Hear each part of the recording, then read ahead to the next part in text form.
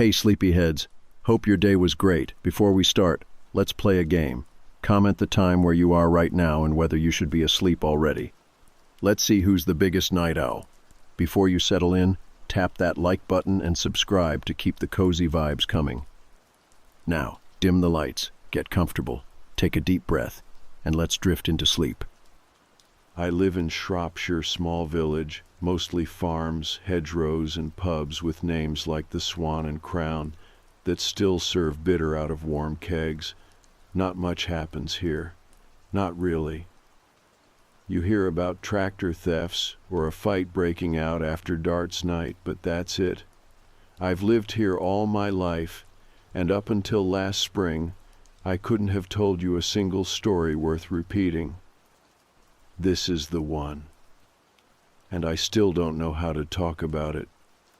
We'd lost the dog. That's how it started. Her name was Tilly, 7 years old, rescue mutt, some kind of collie lab mix with more energy than common sense. My wife found her years back on a rainy afternoon outside a petrol station. Someone had just left her there, tied to a bin, shivering and looking confused. She never really settled down, to be honest, always chasing shadows, barking at corners. Still, she was ours. Anyway, she got out. It was late April. We'd had one of those freak warm days where it felt like June, and I'd left the back door open while I was bringing laundry in. It was only open 5 minutes. She must have squeezed through the gap in the garden gate. At first I thought she'd just gone sniffing. That's what she did.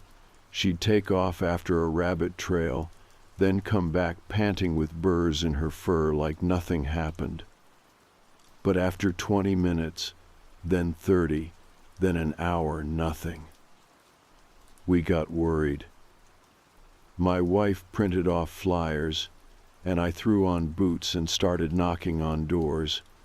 We live on a short lane with maybe 6 houses, then farmland for a good mile. Everyone knows everyone, more or less. No one had seen her.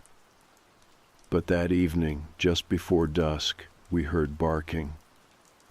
It was faint, fainter than usual, not the full-throated, "I've found something" bark, more of a yelp.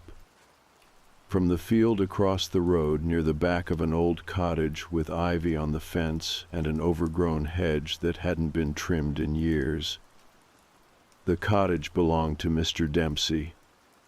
Most people just called him that fella who moved in after the Evanses. He kept to himself, drove a gray van, didn't wave much, lived alone as far as anyone knew.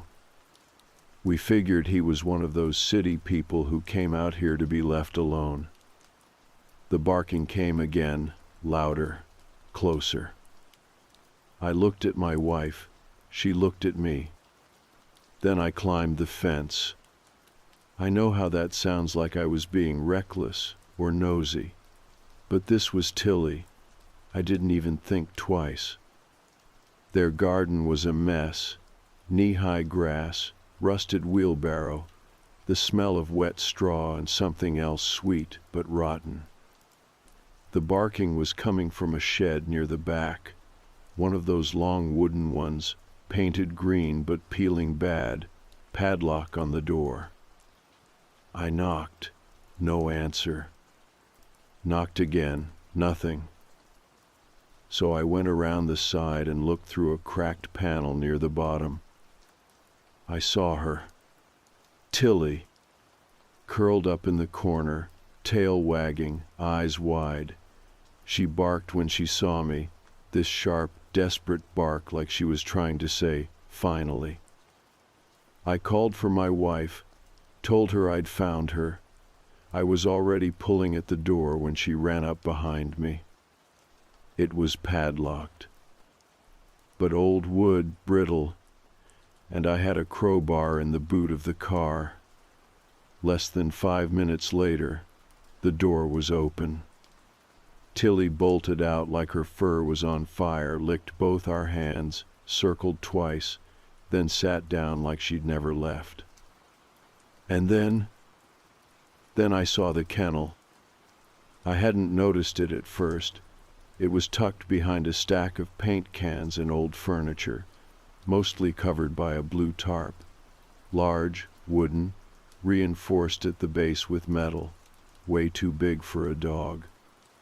And locked. But the thing that stopped me, really stopped me, was the smell. Not just straw, not just waste. Skin. Sweat, clothes that hadn't been washed, that smell people carry when they've lived in one spot too long. I walked around the side and lifted the tarp. That's when I saw her. Inside the kennel. A girl. Pale as paper, hair limp, shoulder length. Maybe 13 or 14 years old, wearing an oversized jumper with sleeves down to her fingertips and knees pulled to her chest like she was trying to vanish. She looked up at me, not scared exactly, not even surprised, just hollow. Like looking didn't cost her anything anymore. I said hello without thinking, like I was talking to someone in a queue. She didn't answer. She didn't move. She just stared. My wife gasped, said, "Oh my God," like she'd been punched. I pulled at the latch. It was chained. Proper heavy-duty bike chain, double wrapped around the front with a padlock. I looked around the shed for keys. Nothing. Just dust and wrappers and a blanket with something red on it. We didn't speak. We didn't plan. We just went back to the fence, climbed out, called the police. I remember how quiet the night felt after that. No wind, no bugs, no birds. Just the ticking of the hazard lights on my car. The police came fast. 3 cars, lights but no sirens. They cut the lock and pulled her out gently. She didn't fight, didn't cry, just let them guide her like she was underwater. The neighbor, Mr. Dempsey, showed up 20 minutes later. He said it was a misunderstanding. Said she was his niece, that her mother had done a runner and left him to care for her, that she didn't do well in school, didn't like strangers. He said her name was Lottie. The police asked for paperwork. He said it had all been lost in a move. They asked for her GP's name, her school. He changed the subject.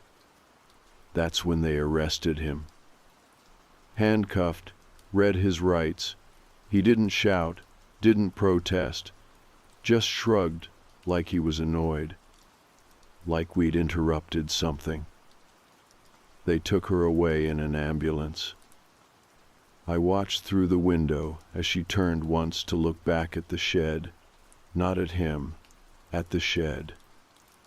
Then she turned away, and I haven't seen her since. The village changed after that night. Not all at once, not loudly, but something settled in the air like smoke after a fire, even when the flames are gone. People stopped walking their dogs past Dempsey's cottage. Kids stopped cutting through the back path to the playing field. Mrs. Ellis, who used to organize the church raffles, put a for sale sign in her garden the following week. She said it was unrelated, but we all knew. There were questions, of course.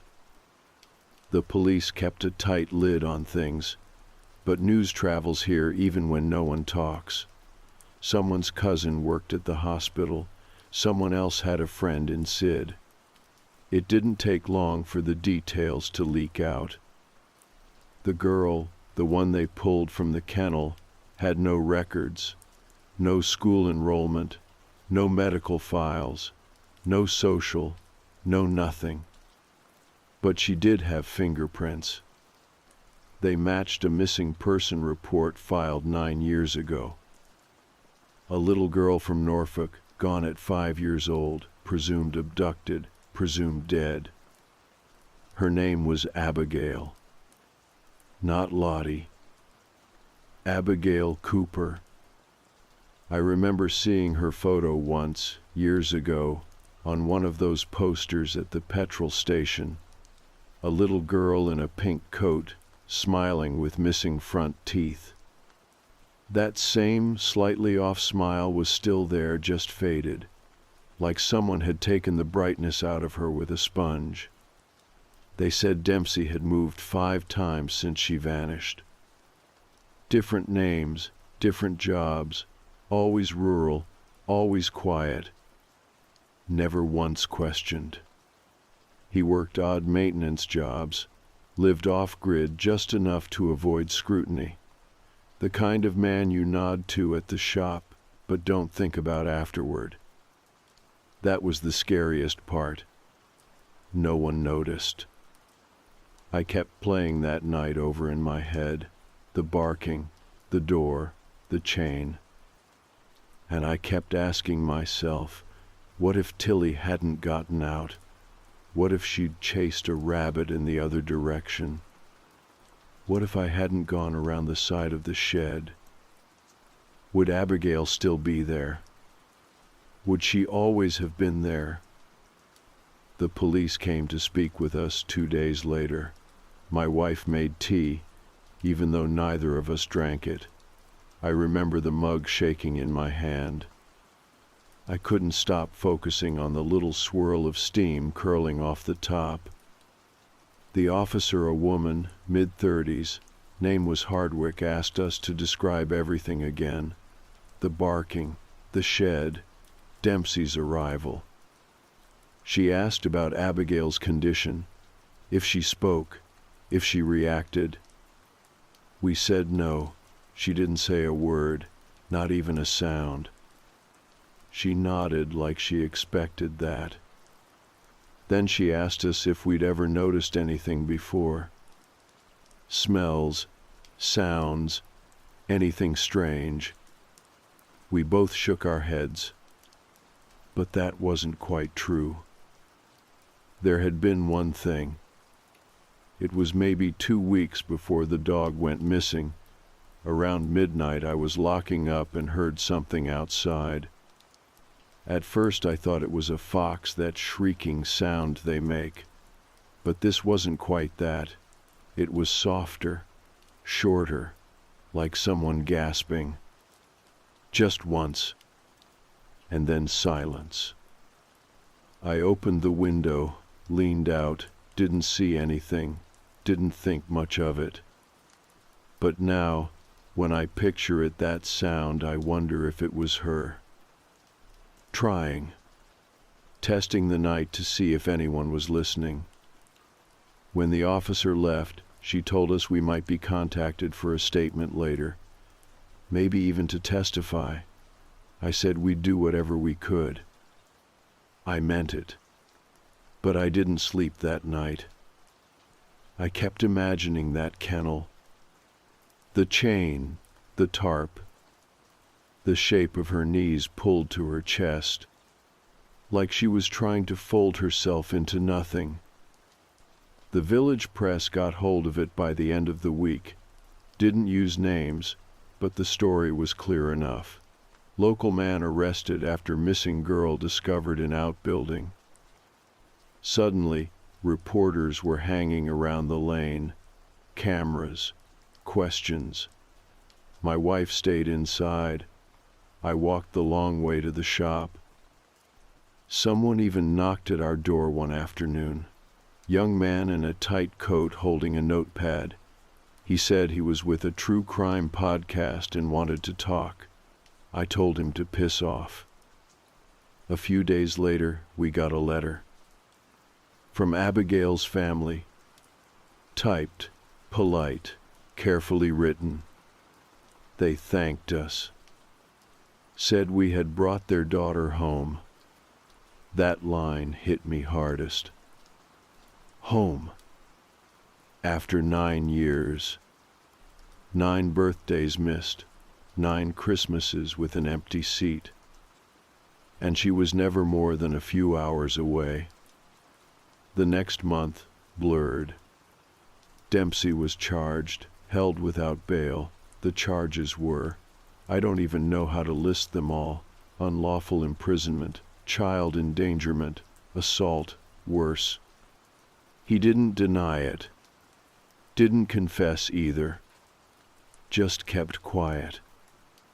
They say he had journals, notebooks filled with routines, feeding times, temperature logs, behavior notes, like she was a pet, not a person. Abigail was placed with specialists, trauma counselors, social workers. No one expected her to speak right away. Some said it might take years. Some said she might never. But she was safe now. And sometimes when I couldn't sleep, I held on to that thought. Safe. But then, in the quiet, other thoughts would creep in. How did he do it? How did he keep her hidden through 5 moves? No screams? No signs? Or were there signs, and we just looked the other way? I started looking at people differently. The man at the post office with the thick glasses. The woman who walks alone at dusk with headphones in. I wondered what I'd miss if I wasn't paying attention. Because Abigail had been right there, behind a garden hedge, a few dozen meters from our back door. And we'd never seen her. Not until the dog went missing. Not until someone barked loud enough to be heard. I started dreaming about the shed. It was never exactly the way it looked in real life. Dreams bend things, stretch them, but the feeling was the same. That mix of stillness and rot. I'd be standing outside it in the dark, hearing soft footsteps behind the wood. Sometimes a whisper, sometimes breathing, but always something alive in there, something waiting. One night I dreamed I opened the door, and it wasn't Abigail inside. It was me, sitting cross-legged in the kennel, staring out, blinking slow like I didn't recognize myself. I woke up sweating through my shirt. I never told my wife about the dreams. She was already carrying enough. I'd catch her staring out the window at the back fence, where the hedge met the road. She said she wasn't thinking about anything, but I knew better. Some nights I'd find her folding laundry she'd already folded, just something to do with her hands.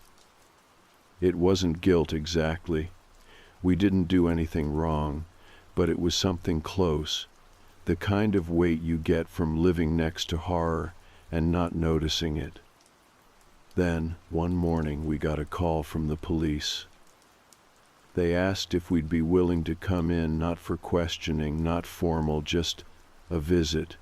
Someone wanted to meet us. It was Abigail's parents. I hesitated. I mean, what do you even say in that situation? You're welcome? We're sorry?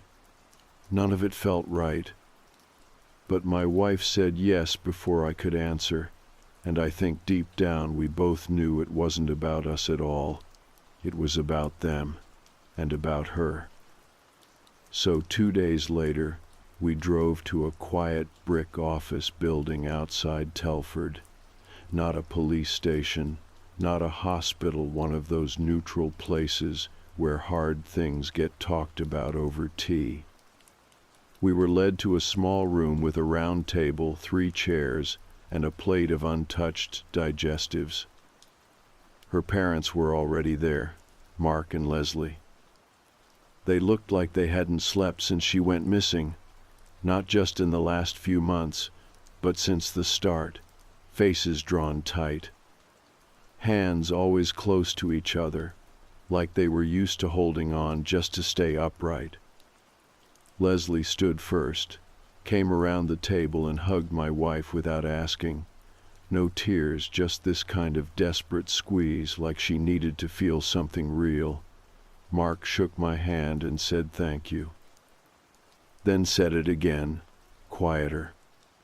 We talked for a while, nothing deep at first, just facts. Yes, we found Tilly in the shed. Yes, we found Abigail just after. Yes, she was quiet, still, thin. I asked how she was now, not as a polite thing I needed to know. Leslie said she was safe, eating small meals, sleeping sometimes, still not speaking, but she'd started drawing. Nothing detailed, but she liked circles. Kept drawing them over and over on scrap paper. One of the doctors said it might be a control thing, a shape that never ends. No sharp edges. Then Mark said something I wasn't ready for. He said, "She used to love dogs." I didn't know what to do with that. I nodded, like I understood, but I didn't, not fully. Then Leslie said, "We think she followed one. That day, that maybe she saw a puppy or heard a bark and just wandered. That's how he got her. Not a van, not a struggle, just curiosity. The innocence of a 5-year-old who saw something soft and safe and followed it into the dark." The conversation slowed after that. Eventually we stood to go and Mark handed me a photo, not of Abigail, now of her then, age 5. Smiling in a muddy field with a stick in one hand and a golden retriever puppy licking her face. He said, "We never got her a dog. She always wanted one." I didn't ask why. I just nodded and slipped the photo into my coat pocket. On the drive home, my wife didn't speak until we were 10 minutes out. Then she said, "If it wasn't for Tilly." She didn't finish. She didn't have to. The shed was gone by the end of that week.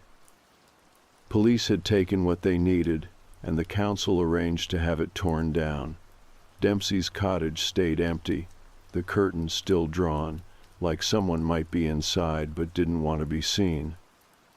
No one touched it, not the hedge, not the mailbox. We all just moved around it, like the house was made of glass and might crack if we stared too long. About a month later, I saw Abigail. It wasn't planned. I was in town picking up a prescription, and I saw Leslie standing outside the bakery, holding a girl's hand. I knew it was her, even with the cap pulled low and the scarf tucked high. There was something about the way she stood, like she was still getting used to gravity. She looked up once. Our eyes met. No recognition, just a flicker of something, like she was trying to figure out if I was part of the world or just another shape in the fog. Then she looked away. I didn't go over, didn't wave. I just stood there, heart in my throat, until they turned the corner and vanished. Later that night, I found the photo again, the one Mark gave me. I pinned it to the fridge, not as a reminder of what happened, but of what almost didn't. Because the truth is, we didn't save Abigail. We just found her. He's the one who took everything. All we did was listen hard enough, at the exact right moment, to hear her bark back. I started walking different routes after everything happened. Not because I was scared, exactly more like I couldn't take the sameness anymore. The shortcut behind the shop, the lane near the old church, the turn near Dempsey's cottage. It all felt contaminated, I guess. Like those paths had been rewound too many times, replayed with new meaning. so I started taking the long way into town, past the sheep fields, around the edge of the woods. It added 20 minutes, but at least it was quiet. One morning, I noticed a new sign posted near the trees, just a council notice board, screwed into a fence post, but it caught my eye. They were warning about illegal camping in the area, said a few dog walkers had reported seeing unusual activity near the tree line. Tents, smoke, someone moving at night. That was all. But my stomach did something strange when I read it. I didn't tell my wife, didn't want to set off alarms over nothing. But it stayed with me. The next few nights I lay awake listening to the wind move through the trees outside. Once I heard a branch snap, not loud, but sharp. I sat up, heart in my throat, and stared at the ceiling for what felt like an hour. Eventually, I got out of bed and walked the house, checked the back door, the locks, the windows, all fine. But I still didn't sleep. The following Sunday, I decided to walk that route again, not because I wanted to, because I needed to. I packed a small torch just in case. It was still afternoon, but the woods get dark early. It was quiet, just birds and the occasional buzz of a fly near the hedge. The grass had grown high around the path edges. I could hear the squish of my boots in the wet patches. About halfway in, I saw it. Something glinting between the trees, set back maybe 20 meters off the path. I moved closer slowly, careful where I stepped. It was a tent. Old canvas, stained at the base. The kind you'd pick up at a car boot sale for 10 quid and regret after one rain. I stood still and waited, listened. Nothing. No movement, no voices. But the flap was open. Just enough to see inside a sleeping bag, some tins of food, and something that made my mouth go dry. A photograph, stuck in the netting above the bedroll. It was hard to make out from where I stood, but it looked like a child, young, maybe 5. I took one more step, just one, and the air shifted. Not with sound, with awareness. I wasn't alone. Someone was watching. I turned and walked fast. Didn't run, didn't look back, just got out of the woods and didn't stop until I hit the road. I called the non-emergency line when I got home, told them what I saw, gave the exact location, and let them take it from there. They thanked me and said they'd send someone out. That was it. No follow-up, no news report. A few days later I walked the same route and the tent was gone. Not collapsed, gone. Grass flattened in a wide circle, nothing left behind, not even a wrapper. And again, I didn't tell my wife. But I did start locking the bedroom door at night.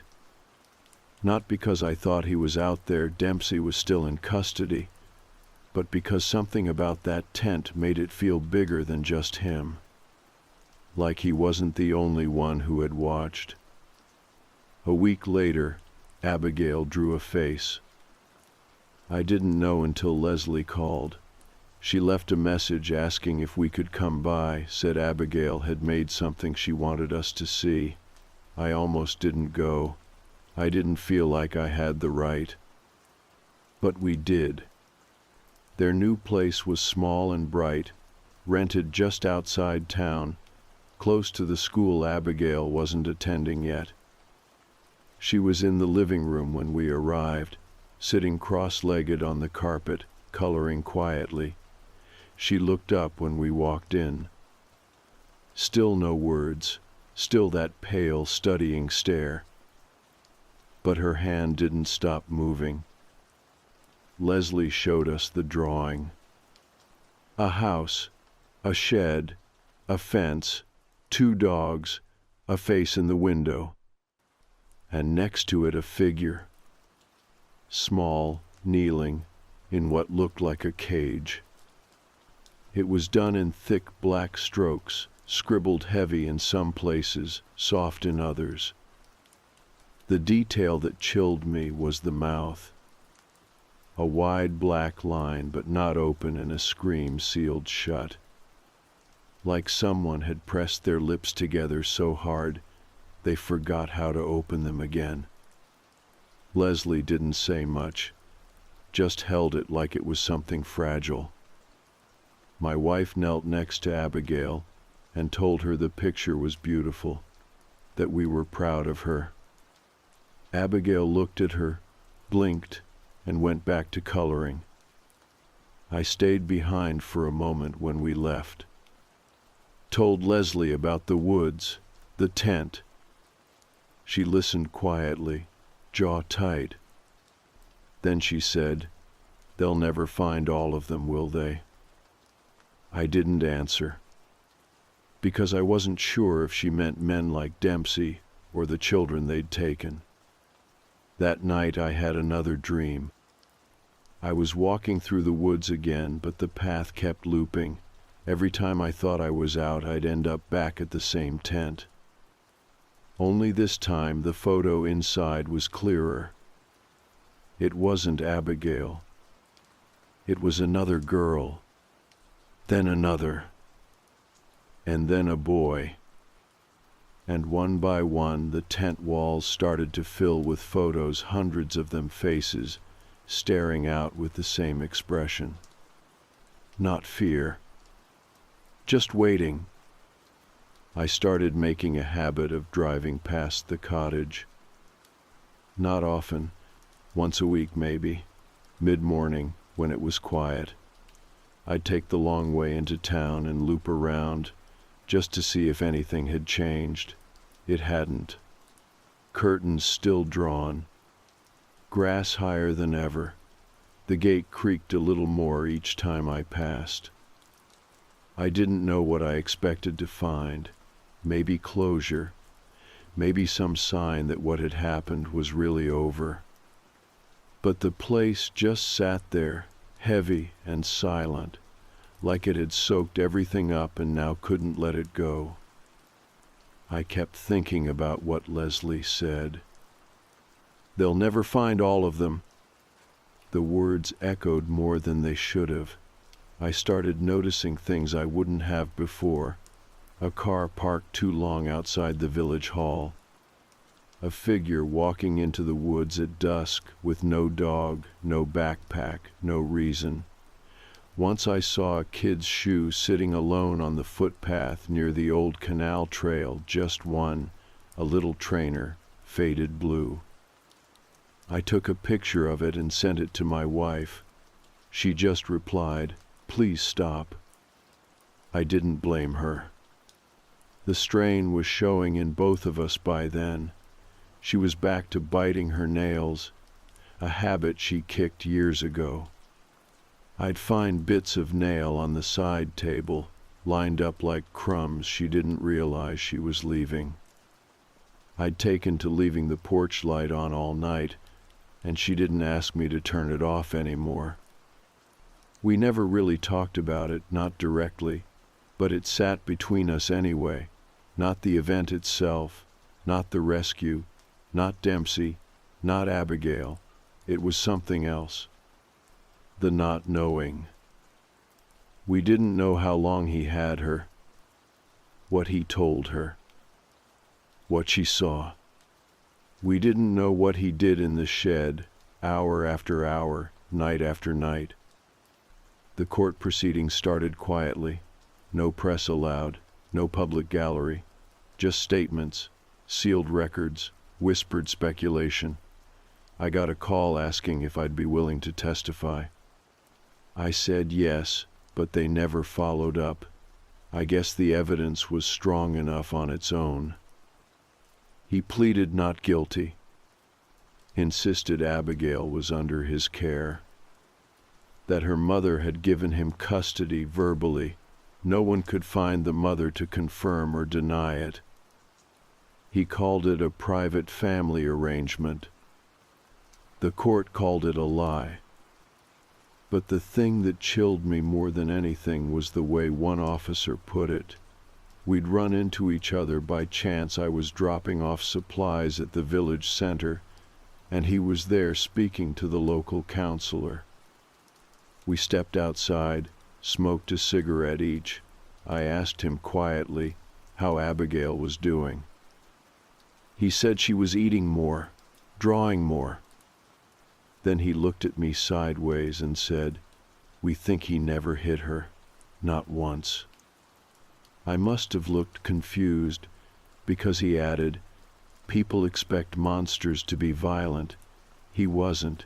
He was careful, patient, controlling in other ways."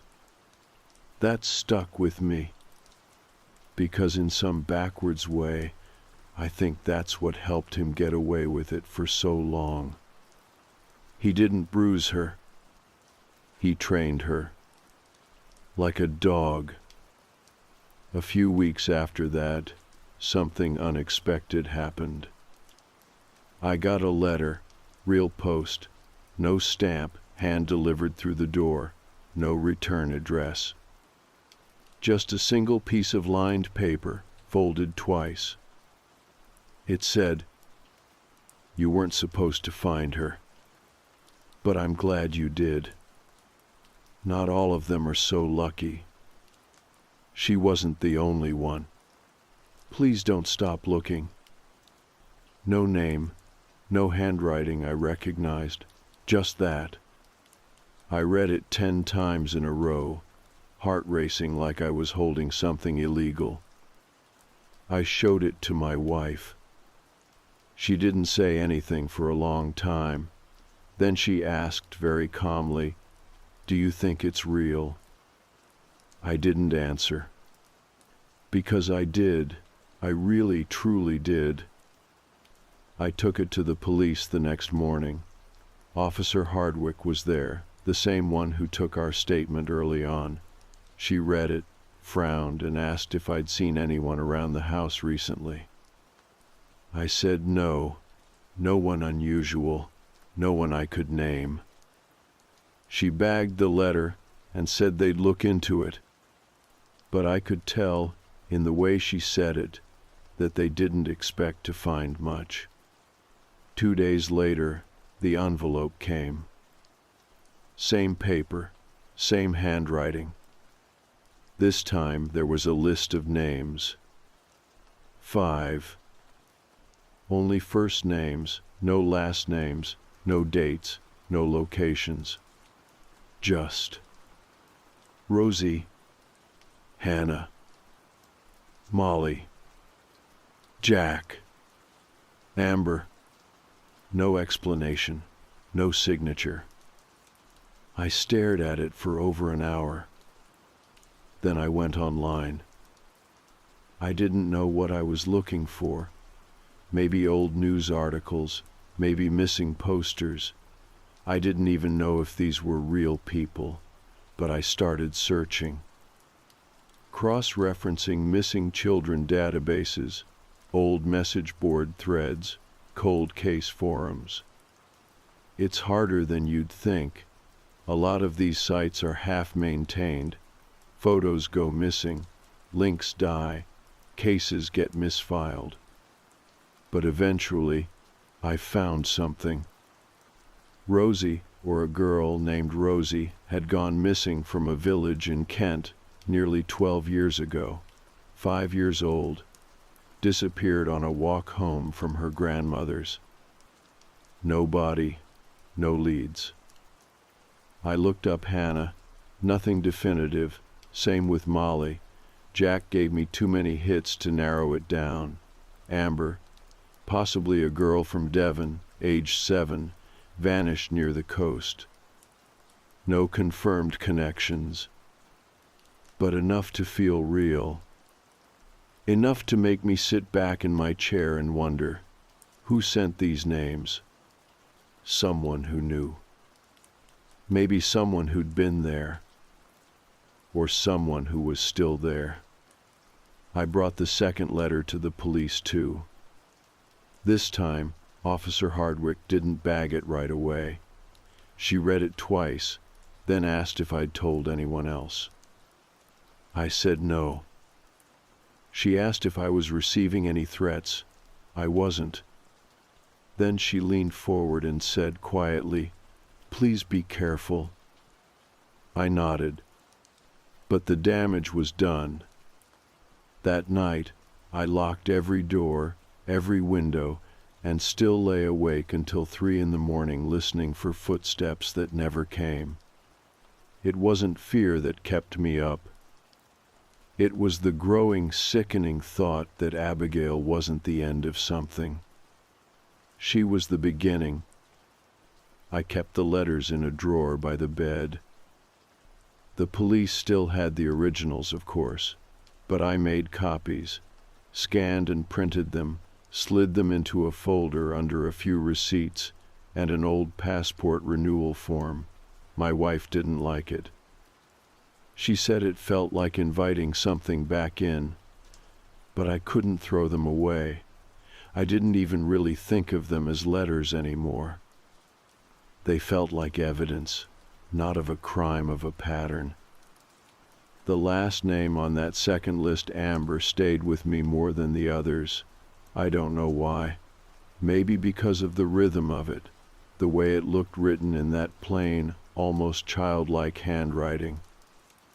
Maybe because I kept seeing her face in dreams I couldn't quite remember.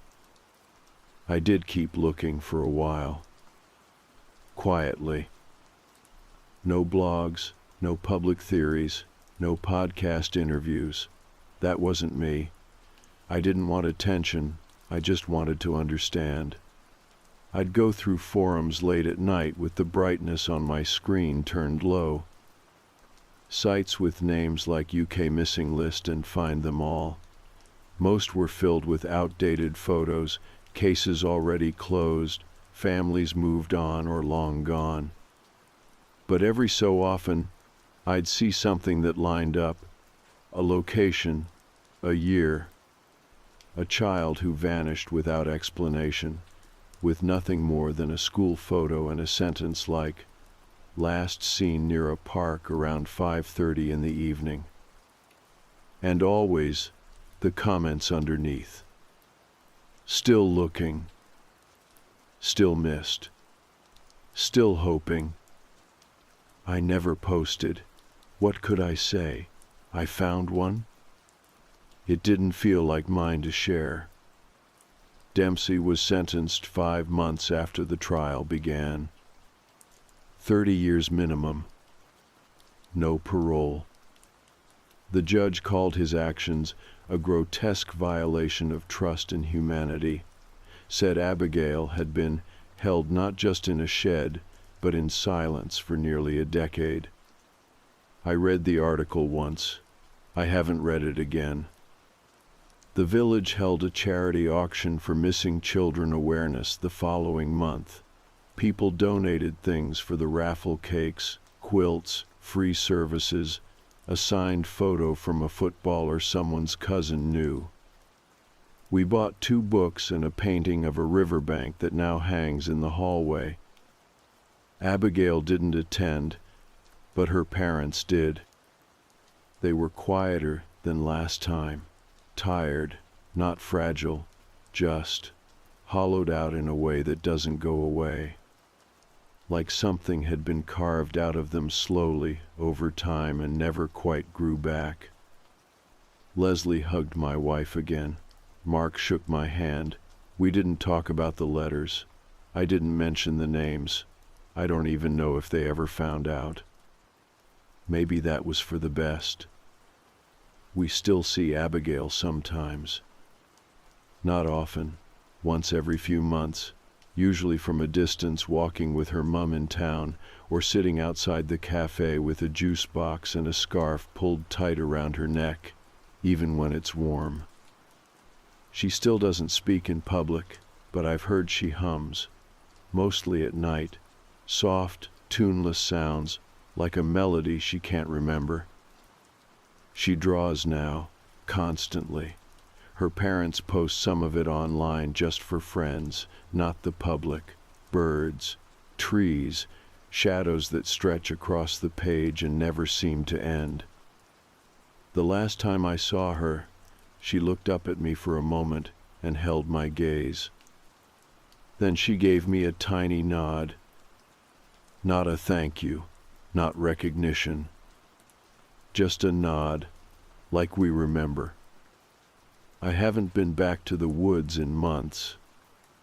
They bulldozed the patch where the tent was found, cut down a few trees, said it was to stop fly tipping, but everyone knew the real reason. Turned it into open grassland with a new wire fence and signs warning of wildlife management. But I still think about it. Not just the tent, the idea of it. That it was there, that someone had been watching, that I'd been watched maybe, that they knew where I lived, when I walked, that they had names. I think about the people who never got their dog back, who never had a fence to climb or a padlock to break, who didn't hear the bark in time. And I think about the quiet ones, the ones still out there, not taken, but hiding.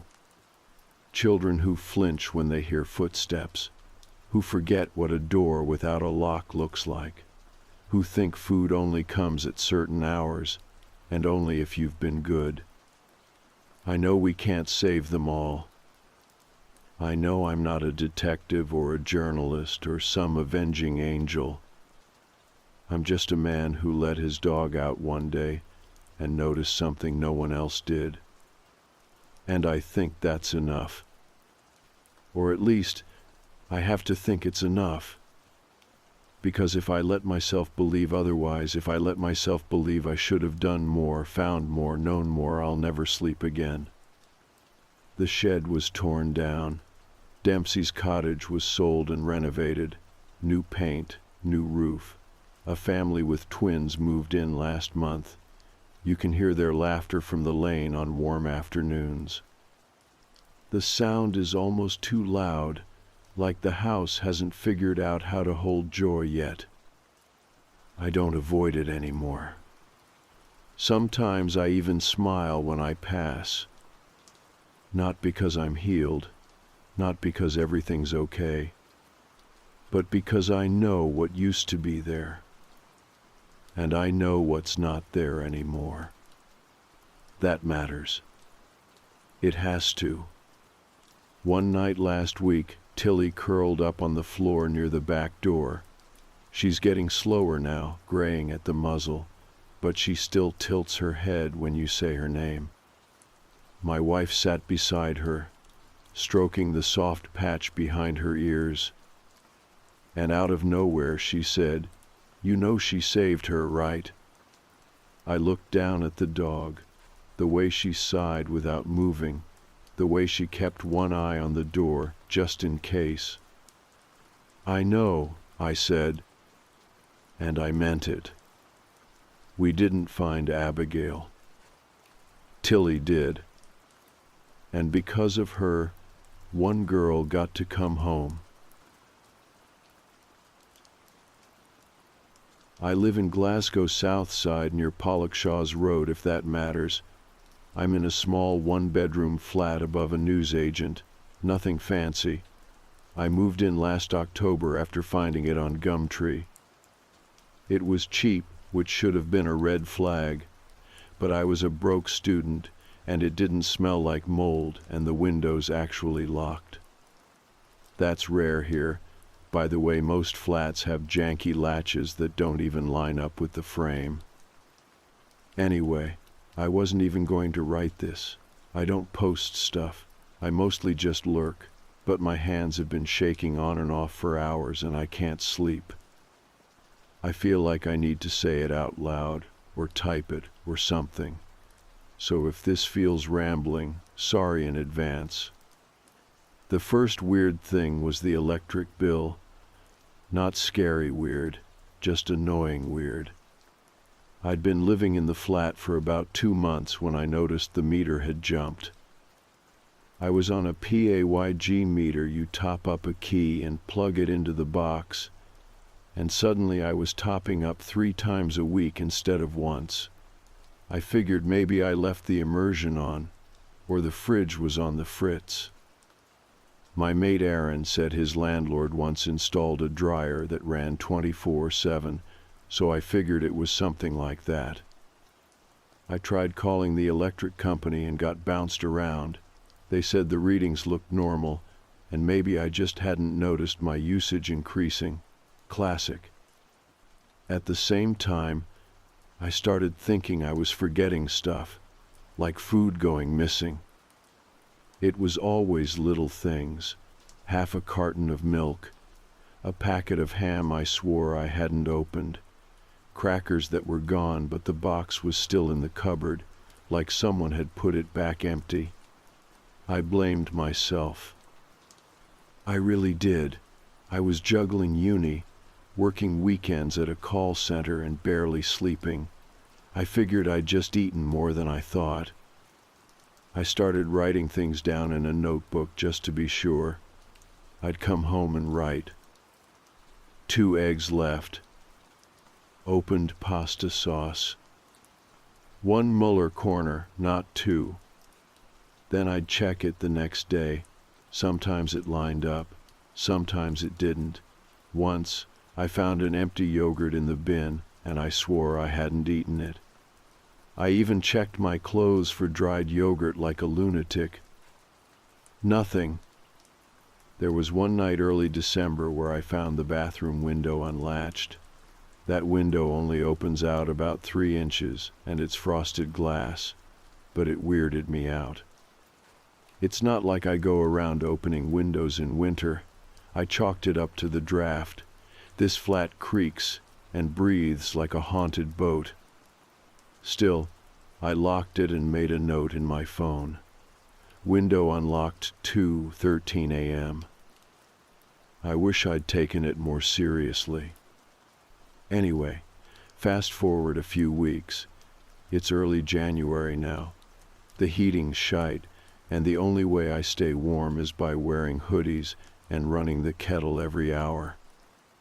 I had this habit of getting up in the middle of the night to make tea, mostly because I couldn't sleep, and the noise of the boiling water felt like company.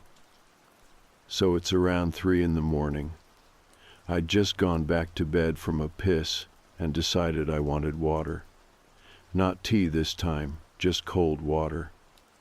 I go into the kitchen, flick on the light, and hear this sound from above me. Like a slow, rough drag. Wood on wood, maybe, or nails on old plasterboard. It wasn't loud. That's the part that messed me up. It was faint, like someone trying to be quiet and just barely failing. I froze, literally stopped mid-step. I'm not a brave guy. I've never punched anyone in my life. I just stood there in my socks, holding an empty glass, listening. Then it stopped. No thud, no scampering, just silence, like whoever or whatever made the noise had realized I heard. I didn't drink the water. I backed out of the kitchen and sat on the couch with all the lights on until the sun came up. Every little creak in the ceiling made me flinch. I called the landlord that morning. He's a guy named Fraser, kind of aloof, but decent. I told him I heard something in the ceiling. He said maybe it was rats or pigeons, and he'd have someone out next week. I pushed, and he said he'd check it himself. That afternoon he came over. First time I'd actually met him in person. Everything before was through email. He looked around the kitchen, flicked the light on and off, asked where the sound came from. I pointed at the bit of ceiling above the fridge, near the little extractor vent. He looked at it for a while, Then he said, "You know there's a crawl space above this unit, right?" I didn't. Apparently, above the kitchen and bathroom there was a shallow cavity, not even a full attic, just a weird little space with exposed beams and insulation.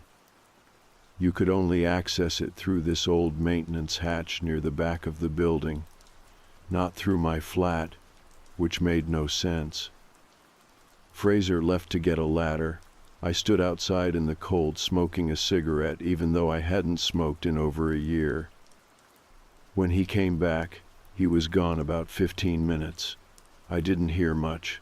Some light banging, a cough. Then I heard, clear as anything, him say, "What the actual fuck?" He came down pale. I'll never forget how he looked. Like he'd seen something wrong, not dangerous. Just wrong in a way you can't put into words. He didn't say much. Just told me to leave the flat for the night. Said he'd call someone. I stayed at Aaron's that night. Slept on the floor with a hoodie balled under my head and didn't close my eyes once. Fraser didn't text until noon the next day. All it said was, "Police are involved. I'll update you later." That's when I knew it wasn't rats. I didn't go back to the flat for 2 days. Aaron offered to let me stay as long as I needed, and I took him up on it even though his place smelled like weed and damp socks. He didn't ask a ton of questions, which I appreciated. I think he figured I was going through something with uni or money, and I didn't correct him. I didn't know what I was going through, honestly. Fraser didn't text again until the 3rd day. He said the police had been in and out, and I could come by to grab clothes or whatever, but not to stay yet. The wording was weird, not, "You can't stay," just, "You probably won't want to." That stuck with me. When I did go back, I brought Aaron with me. He didn't argue. I think part of him just wanted to see whatever the hell I was talking about. The police weren't there anymore, but the hatch to the crawl space was still open, not in my flat, but down the hall, through a locked utility cupboard I didn't even know existed. Fraser met us there and handed me a key. I asked him if it was okay for Aaron to come, and he just nodded, like he didn't care anymore. He looked exhausted, like the situation had aged him somehow. The hatch was low in the ceiling, right above a stack of broken paint tins and a rusted step stool. Fraser had already pulled the ladder down, so we just climbed up, one at a time. Aaron went first. It was smaller than I expected, maybe 3 feet tall at the highest point. You couldn't stand, only crouch. The floor was covered in dusty pink insulation and random boards laid down to make a kind of walking path.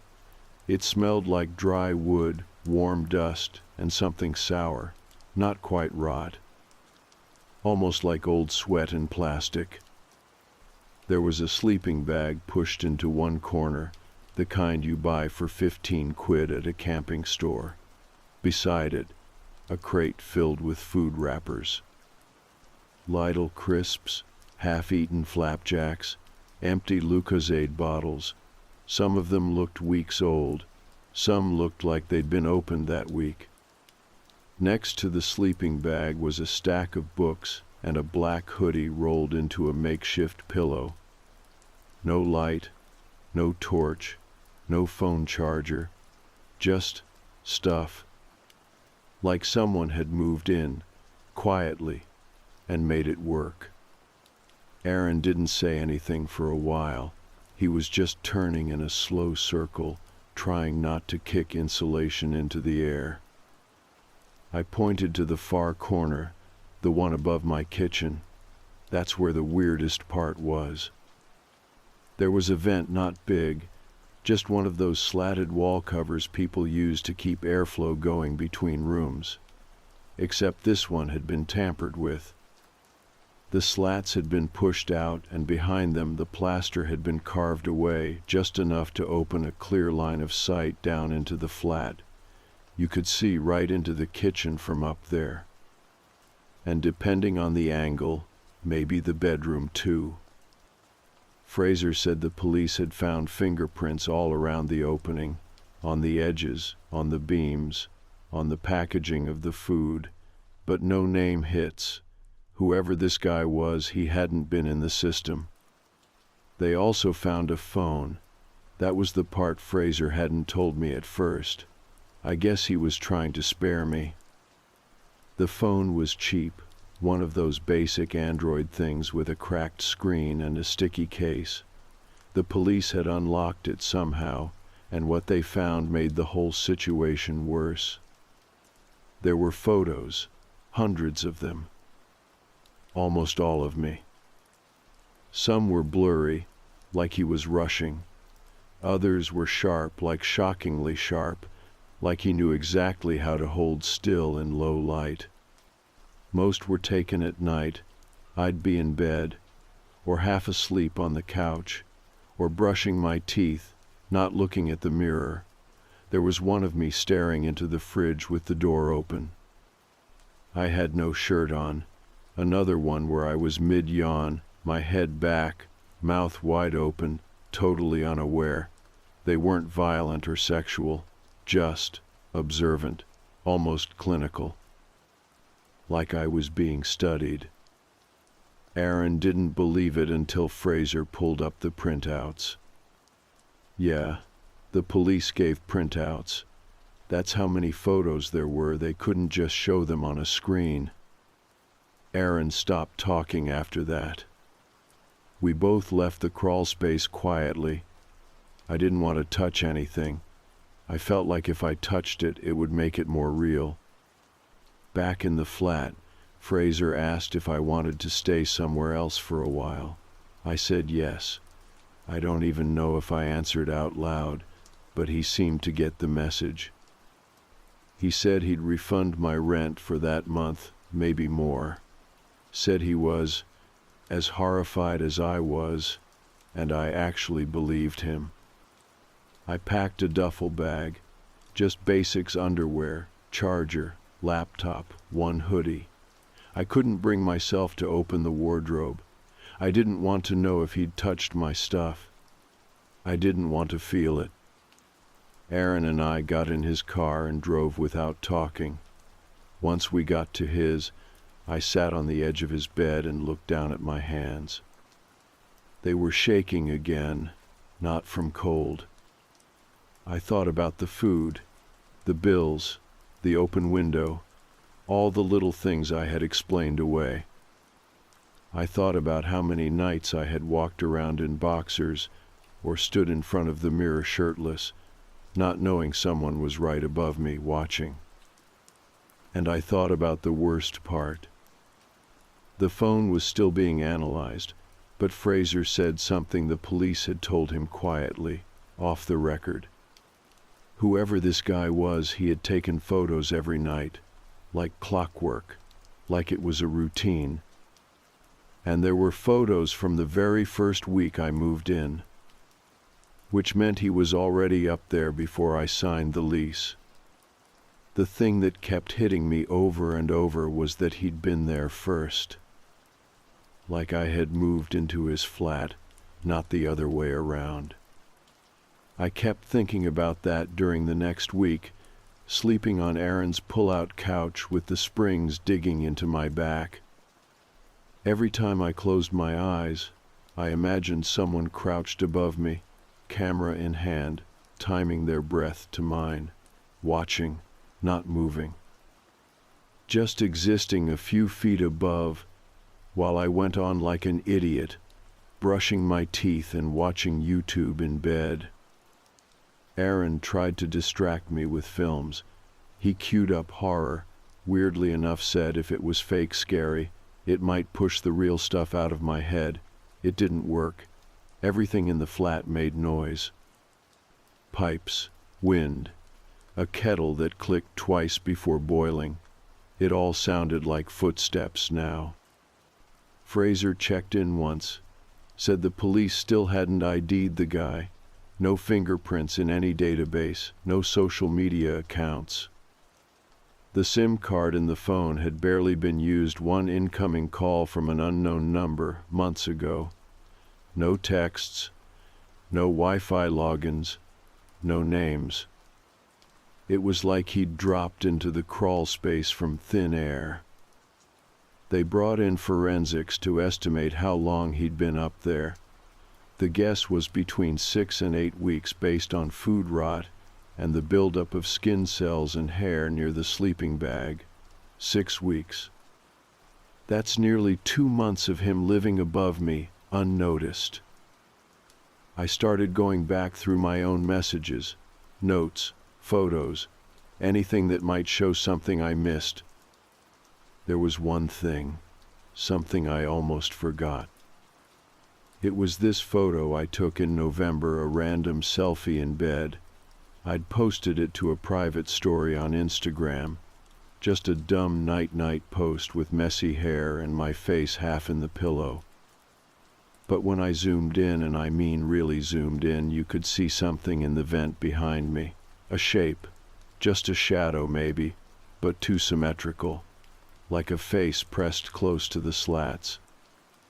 I stared at it for a long time, trying to convince myself it was nothing. I didn't show Aaron. I didn't delete it either. Eventually, I had to go back to the flat. Not to stay, just to meet with the detective assigned to the case. She wanted to walk me through some things. I asked Aaron to come, but he had work. So I went alone. It felt like walking into a memory someone else had lived. The flat smelled different now, stale and cold, like nobody had exhaled in it for a while. The kitchen light flickered once before staying on. I didn't go near the fridge. Detective McEwen was already there, sitting at my little table with a notepad and one of those black fleece jackets zipped up all the way. She stood when I came in and shook my hand. Firm grip, quiet eyes. She said they hadn't found any new evidence, but she wanted to ask me some follow-up questions about routine, habits, visitors. I answered everything as best I could. Then she asked something strange. "Do you ever sleepwalk?" I blinked. "No, never." She nodded, scribbled something and said, "Did you ever wake up somewhere other than your bed?" "No," I said. But even as I said it, a memory surfaced, one I hadn't thought about in weeks. There was one morning, late November, where I'd woken up on the floor. I thought I'd rolled out of bed, maybe while dreaming. My hip had a bruise, and my duvet was half under the bed. I didn't think much of it at the time, figured it was just one of those weird sleep things. I told her that. Her eyes didn't move. "Anything else like that?" I shook my head. She scribbled again. Then she asked if I'd ever had sleep paralysis. That one hit harder. I have, actually, once or twice. Always the same. I'd wake up, totally frozen, with this feeling like someone was in the room, watching, just out of sight. I told her about one time in particular, maybe a month before all this. I woke up flat on my back, eyes open, and couldn't move for what felt like forever. I could feel someone near the bed. I was convinced if I looked I'd see them. But eventually, I snapped out of it. There was no one there, or so I thought. She asked if that was the only time I'd had that sensation since moving in. I said yes. Then she said something that made my skin crawl. "We found partial prints on your bed frame." I stared at her. "You mean mine?" "No," she said. They weren't a match for you." I couldn't breathe for a second. She explained, calm, methodical, that whoever had been up there had likely come down, at least once, probably more. That the vent might not have been his only way of seeing me. That they'd found signs of movement near the loft hatch inside the building, little scuffs and chips that didn't match the old paint, like someone had been quietly opening and closing it, maybe at night, maybe while I slept. I didn't say anything. My throat felt tight. She gave me her card, said I could call any time, then she left. I didn't stay long after that. I took one last look at the bedroom, the ceiling, the vent, the mirror. I stared at my own reflection for a full minute, trying to see myself as he might have seen me, slack-jawed, asleep, vulnerable. Then I left, locked the door, didn't look back. I stayed at Aaron's a few more nights, but it didn't feel safe anymore. Not because of him just.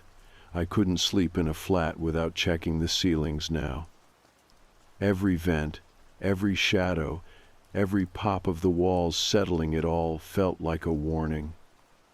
Eventually, I asked my aunt if I could stay with her for a bit.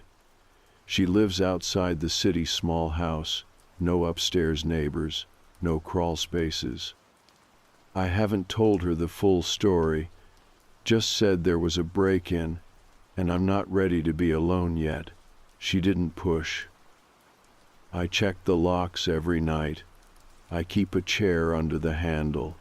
I sleep with the light on. And sometimes I still wake up in the middle of the night, heart pounding, sure I heard something above me. Even though there's nothing there now. Even though they said he's gone. I started therapy a couple of weeks after moving into my aunt's place. She didn't suggest it. I didn't tell her I was going. It just felt like something I was supposed to do, like brushing your teeth after eating something that tasted wrong. The therapist's office was in this quiet little converted townhouse near Queen's Park. I had to walk past 2 schools and a cemetery to get there. She had warm lights and 2 big armchairs and gave me tea in a chipped mug that said, "World's Oakiest Therapist," which I pretended to find funny. At first I didn't talk about the crawl space. I talked about uni, about stress, about money and not sleeping. She nodded a lot, asked how long I'd been feeling like this. I lied, said, a few weeks. It had been longer. Eventually I told her what happened. I didn't use dramatic words. I said someone had been living in the ceiling above me, that he watched me while I slept, that the police found his things, and that they still didn't know who he was. She just blinked slowly and asked how that made me feel. I didn't answer right away. I remember staring at the mug in my hands and thinking, I don't feel anything yet. It was true. I was still floating, like none of it had really sunk in, like it had happened to someone else, and I just got stuck with the cleanup. I wasn't scared anymore. I wasn't even angry. I was just wrong, off tune, like a guitar string too tight. The only thing that felt real was the phone. I hadn't seen it myself, but I thought about it constantly. Fraser told me they'd found over 400 photos in total, all of them time-stamped, almost all taken between midnight and 5 in the morning. That meant he wasn't just watching, he was waiting. Planning. One of the officers said it looked like the man had a system, that he might have set alarms, quiet ones, to wake up, take the photo, go back to sleep. That messed me up more than anything, because it wasn't impulsive, It wasn't even compulsive. It was routine. There's this one night I keep coming back to. It was maybe my third week living in the flat. I remember it clearly because I couldn't sleep and ended up watching videos on my laptop until nearly 5 in the morning. I had headphones in, volume low, but I kept seeing something out of the corner of my eye, just flashes, like a light source shifting. I thought it was headlights from the street, but now I wonder if it was him, adjusting his phone, trying to get a better angle. Maybe I ruined his usual timing. Maybe I stayed up too late and he had to wait, crouched in the ceiling like some kind of sick time-lapse photographer. That image won't leave me. Sometimes I catch myself looking up at lights, vents, cracks in paint, and imagining what it would be like to hide there, what it would feel like if you had to be totally still, totally quiet. If your knees ached but you couldn't shift your weight because the person below might hear it. That kind of stillness takes effort. It's deliberate. That's what scares me most, the patience of it. About a week after I told my therapist the full story, she asked if I wanted to see the crime scene photos. I said no. Then I changed my mind. She didn't have them, obviously, but she said if I was ready, she could request access through a trauma unit that worked with victims of stalking. That word felt too small. Stalking.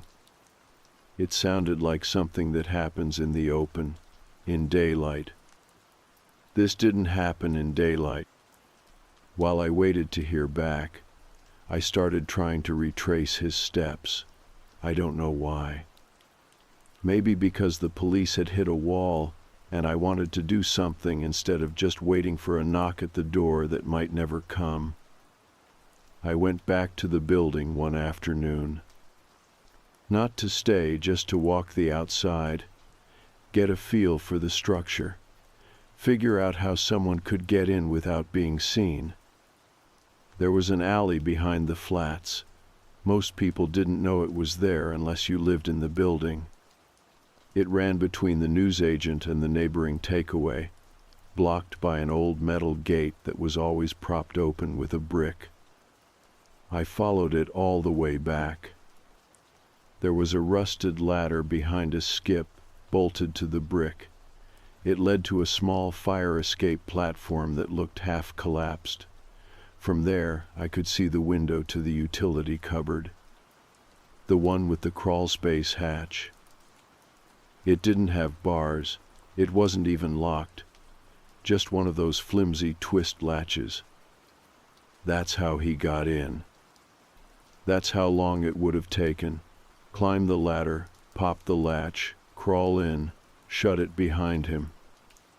5 minutes, tops. I don't know why, but I stood there a long time, just staring at that window, listening to the hum of the takeaway's fridge unit, the distant slam of a bin lid. At one point, a pigeon landed near my foot and didn't even flinch when I moved. I think I wanted to feel something, fear, maybe, or clarity. But all I felt was cold.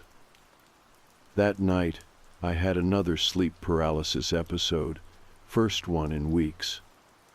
It hit hard, worse than before. I woke up flat on my back in my aunt's spare room, mouth dry, lungs locked, couldn't move, couldn't blink.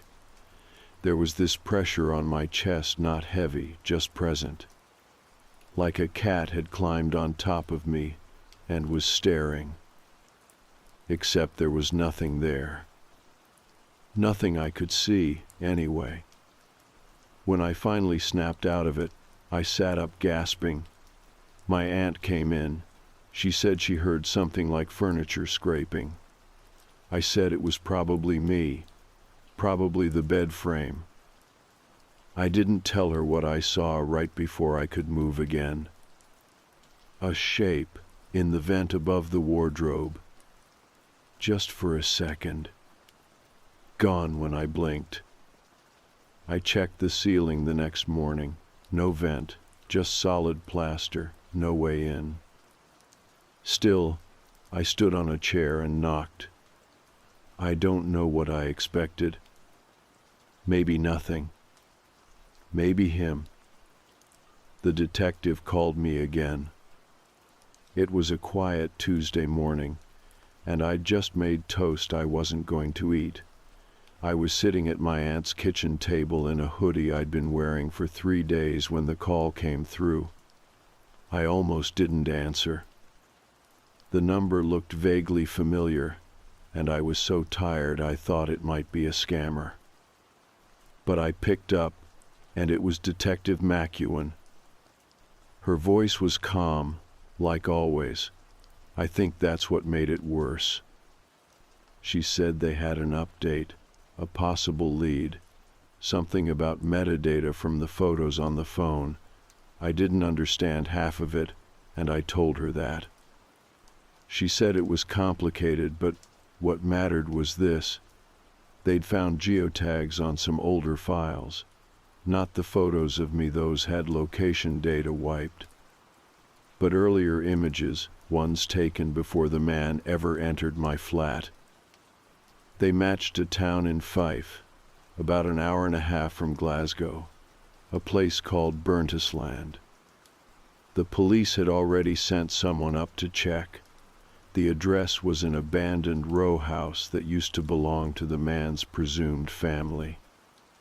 The records were messy, no recent tenants, no one on the lease, nothing official in over a decade. But there were signs someone had been there, squatting, living rough. Candles burned low on windowsills. A bedroll in the attic, cans of beans in a plastic bag, all with expiry dates from that same 6-month window.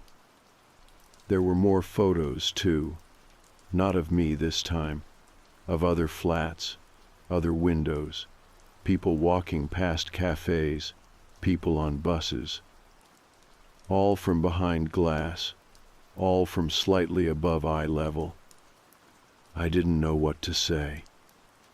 I just asked her the question that had been sitting in the back of my mind like a splinter. Why me? She paused, and then she said she didn't know. Maybe it was random. Maybe it was opportunity. Maybe he liked the layout of the flat, or the fact that I didn't have a dog, or that I didn't live with anyone. Maybe I was just quiet enough to not make him feel threatened. But she said something else too, something that's haunted me more than anything. He knew the space before you moved in, meaning he had been in the crawl space even before I signed the lease. Maybe not living in it yet, maybe just checking it, scouting, watching whoever was there before me. It occurred to me then that I had never met the last tenant. The flat was already empty when I went to view it.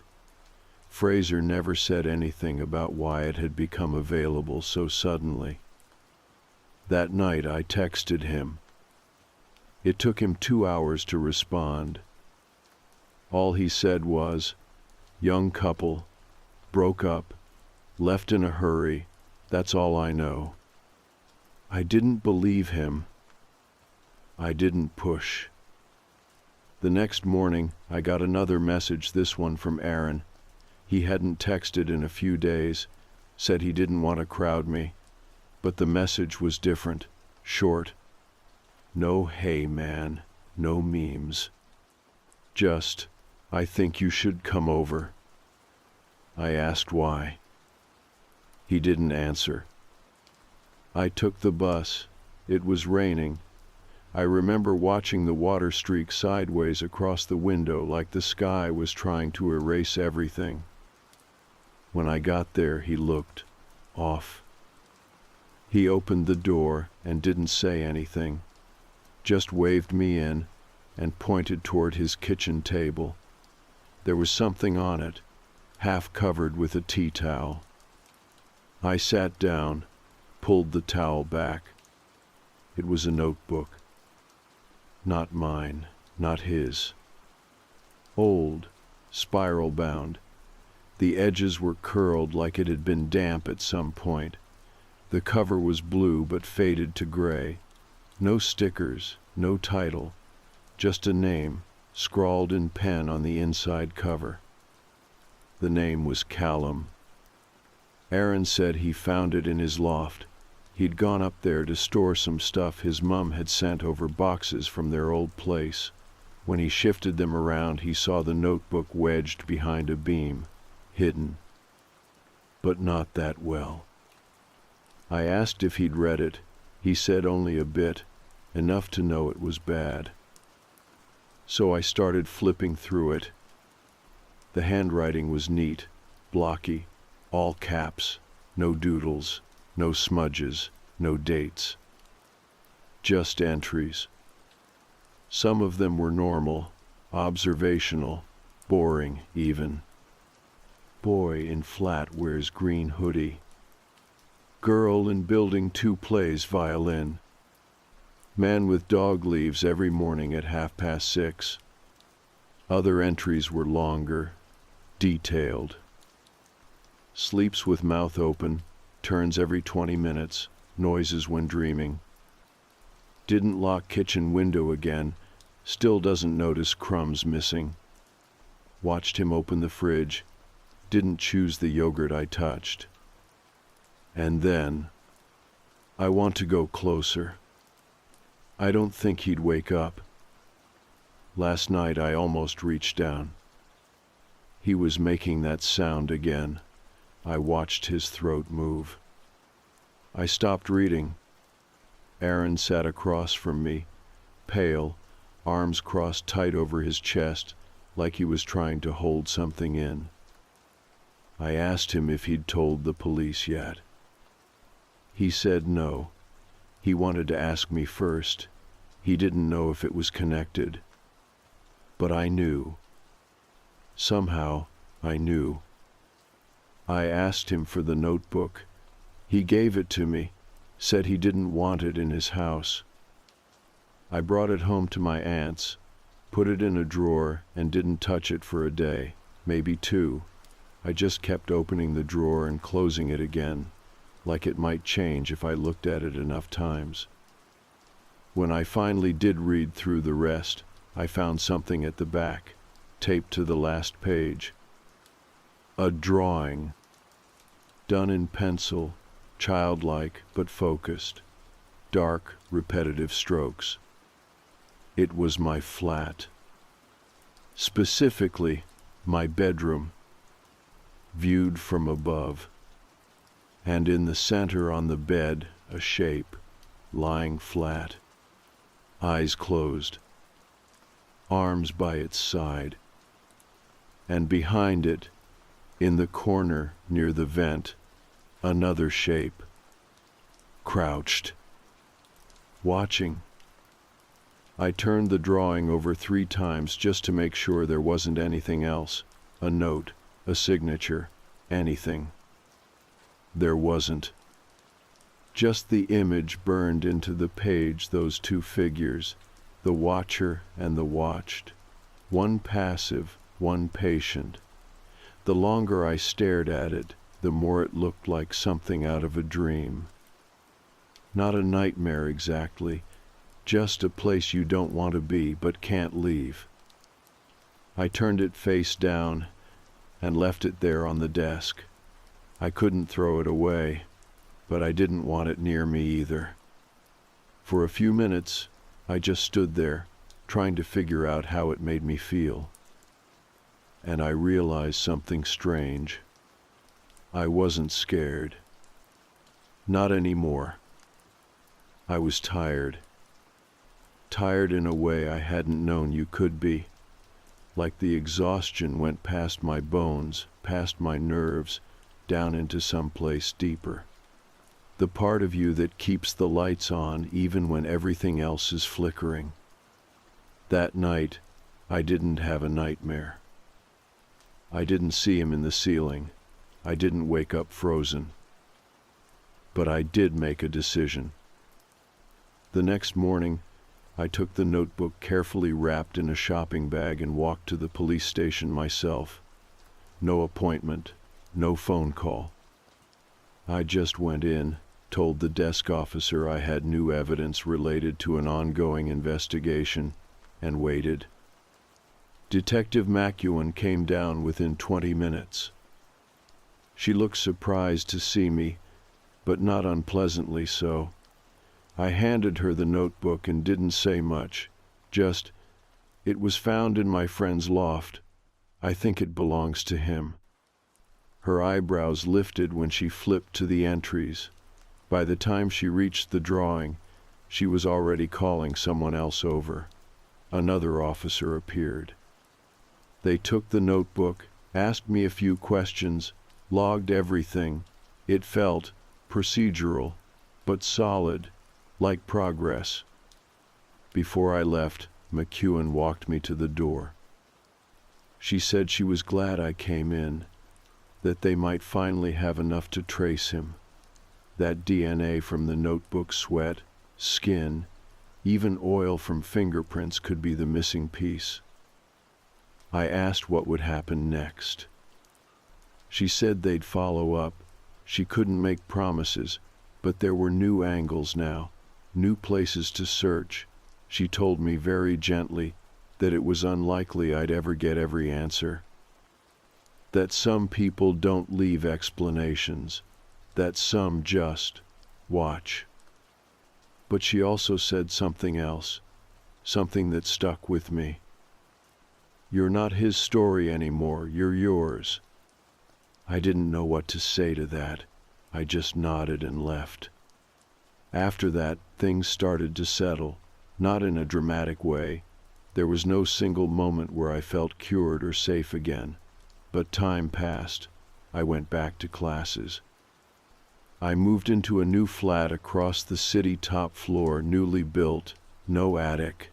I checked, twice. Aaron and I stayed close, closer than before, actually. I think shared fear does that, bonds you in a way nothing else really can. We didn't talk about the notebook much, or the man. It became this quiet agreement. If either of us needed to talk, the other would listen. But otherwise, we let it rest.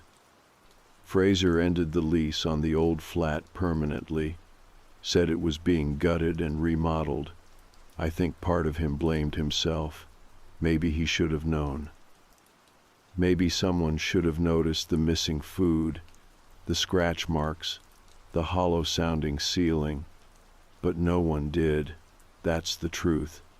Because no one expects that kind of thing to happen. Not in your home. Not in your life. The official case eventually went cold. They never found the man. The DNA from the notebook didn't match anything in the system. The address in Fife turned out to be a dead end. Whoever squatted there was long gone. The SIM card, the photos, the handwriting, all dead trails. McEwen called me to tell me herself. She was apologetic, professional, said if anything new came in, they'd let me know.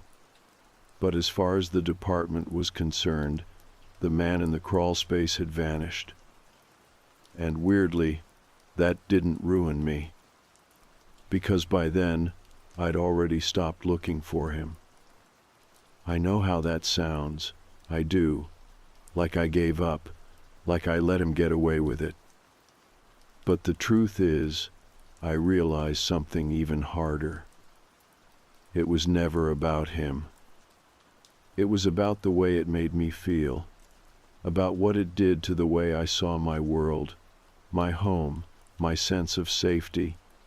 He didn't need to hurt me physically.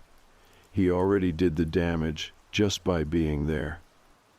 And the way I take that power back isn't by hunting him. It's by living, loudly, without shame, without fear.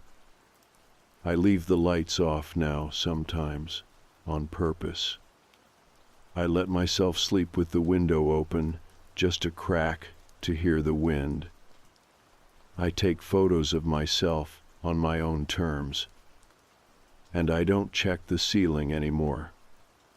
Not because I think he's gone, but because I've stopped letting him live rent-free in my head. 1 year later, I'm still here. Still studying, still moving through life like everyone else. I drink too much coffee. I forget laundry in the machine. I argue with my mom about stupid things. In a lot of ways, I'm just like before. Except now, I notice people more. Not in a paranoid way, not always, but in a present way. I look at faces, at postures, at eyes that linger too long in cafes. I trust my gut when something feels off, and I tell people when it does. I've also started writing. I mean, properly writing. This what you're reading now is part of that. Not for clicks, not for karma, just to let it out, to let it go. Because even now, after all of it, I still think about the crawl space sometimes. I think about the silence above my head, the vent, the notebook, the drawing, and I wonder what he saw night after night as he crouched in the dark and watched me sleep. But then I remember something even more important. He had to hide. I didn't, and I never will again. I don't usually talk about this, not because I'm scared of being believed or laughed at or whatever. I just genuinely haven't been able to explain it in a way that feels real. Even now, writing this, I'm not sure how to start, but I'm going to try, because I think about it more often than I'd like to admit, and maybe putting it down like this will help. This happened about 5 years ago, when I was in uni in Leicester. I was broke, obviously, and I'd picked up a part-time job at a charity shop a few blocks from campus. It was the kind of place you walk past without noticing. Faded signage, musty smelling inside. Mostly staffed by older volunteers who came in twice a week to fuss over the books or restock the racks of clothes that smelled like damp attic. I worked evenings just a few hours after lectures, mostly helping the manager, Carol, close up.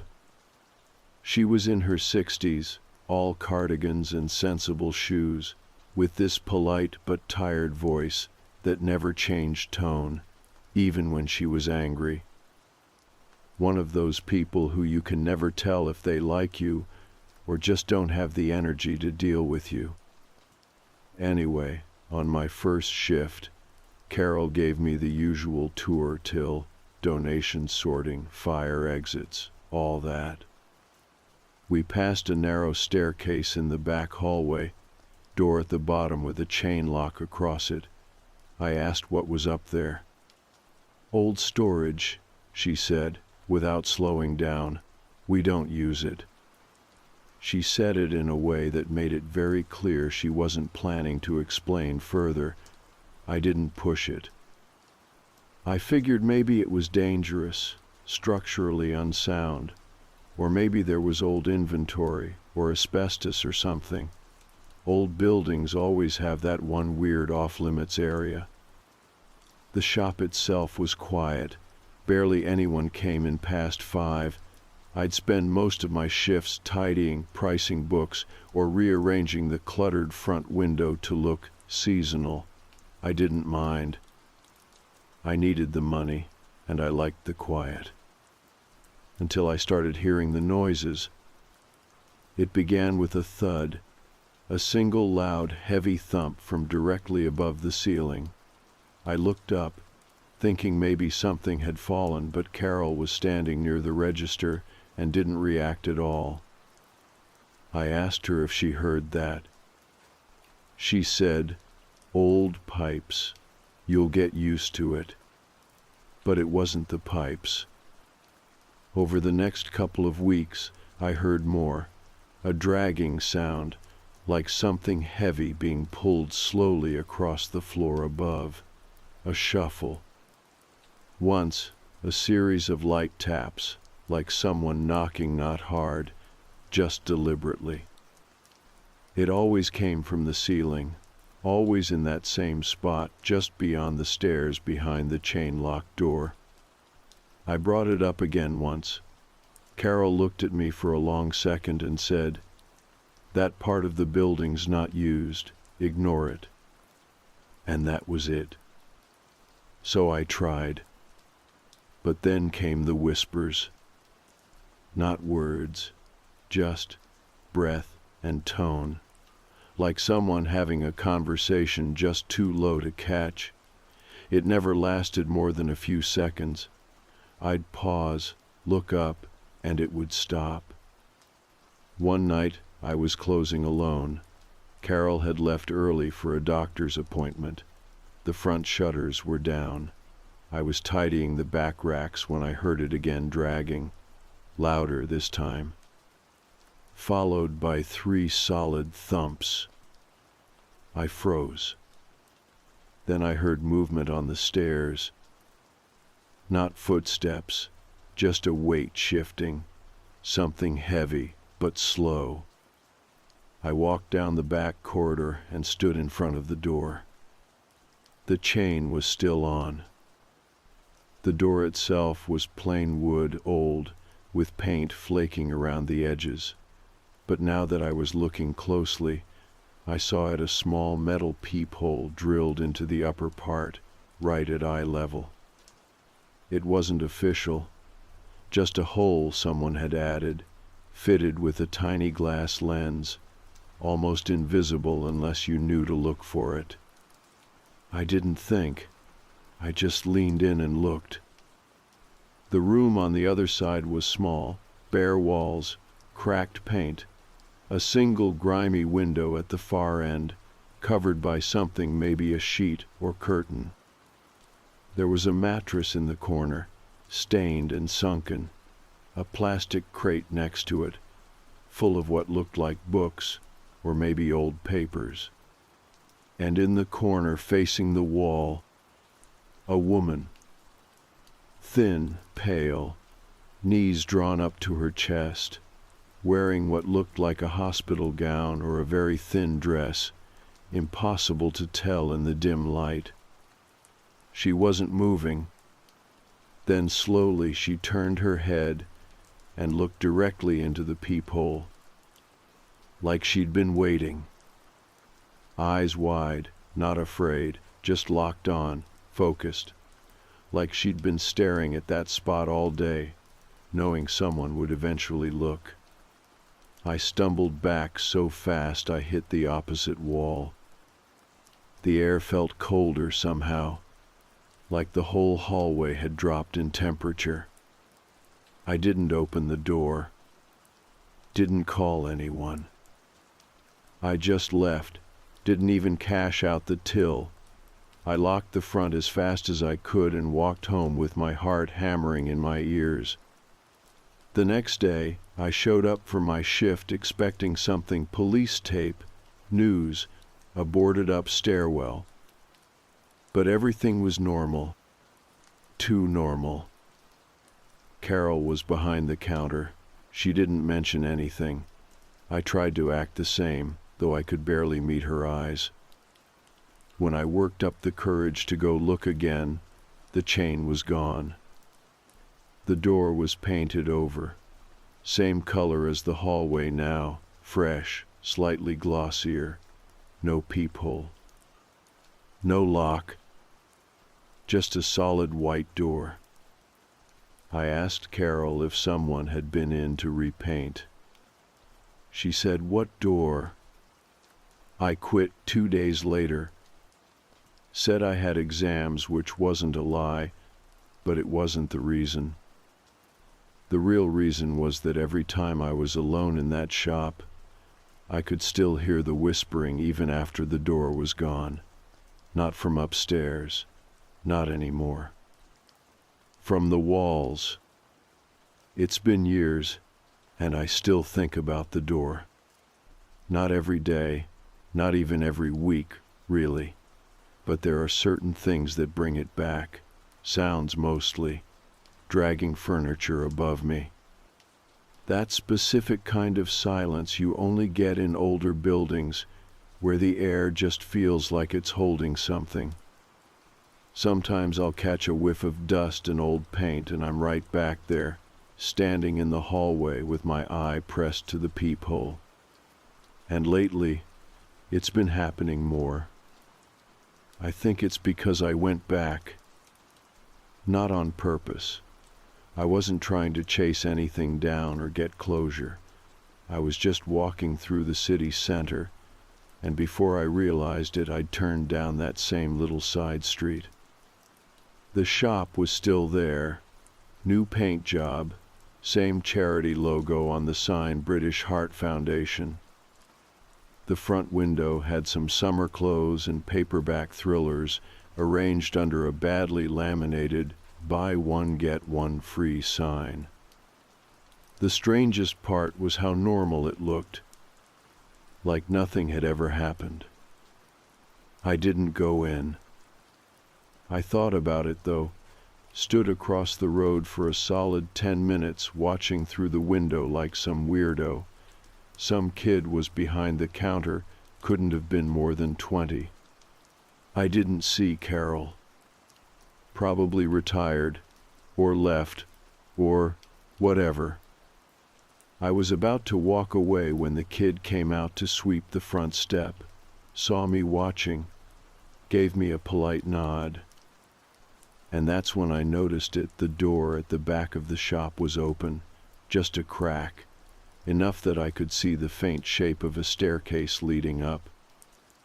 I left right then, walked fast, took a different route back to the train station. My heart was racing, and I felt sick in that slow, creeping way where you know it's not something physical, it's memory. It's something you thought was buried waking back up. So that night, I dug out the old notebook I kept during uni. I flipped through notes from lectures, pub receipts stuck between pages, some song lyrics I probably thought were deep at the time.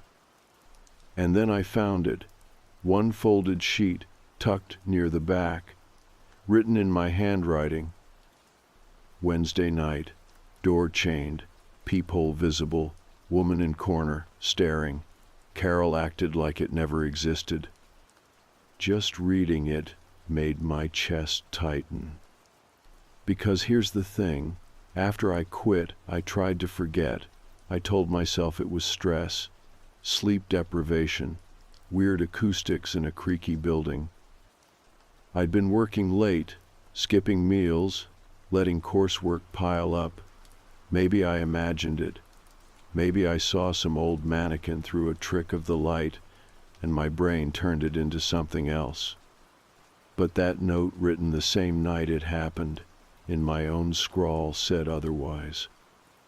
And it wasn't the only one. There were two others. One from the following day. Door painted, chain removed, peephole gone. Carol didn't acknowledge, couldn't get a straight answer. And one more, this one messier, scribbled like I was trying to get the words down faster than my thoughts. Still hearing movement upstairs, even with no access, not footsteps dragging, same spot every time. I must have written that the day I quit. Looking at it now, I'm not sure why I stopped writing things down after that. Maybe I didn't want to encourage it. Like if I gave it too much space in my head, it would dig deeper. That's how it felt at the time, like the more I noticed, the more it noticed me. But it's not just sound I remember now. It's her face. Or rather, the way she looked through the peephole. I've tried to describe it before to friends when I've told this story in bits and pieces.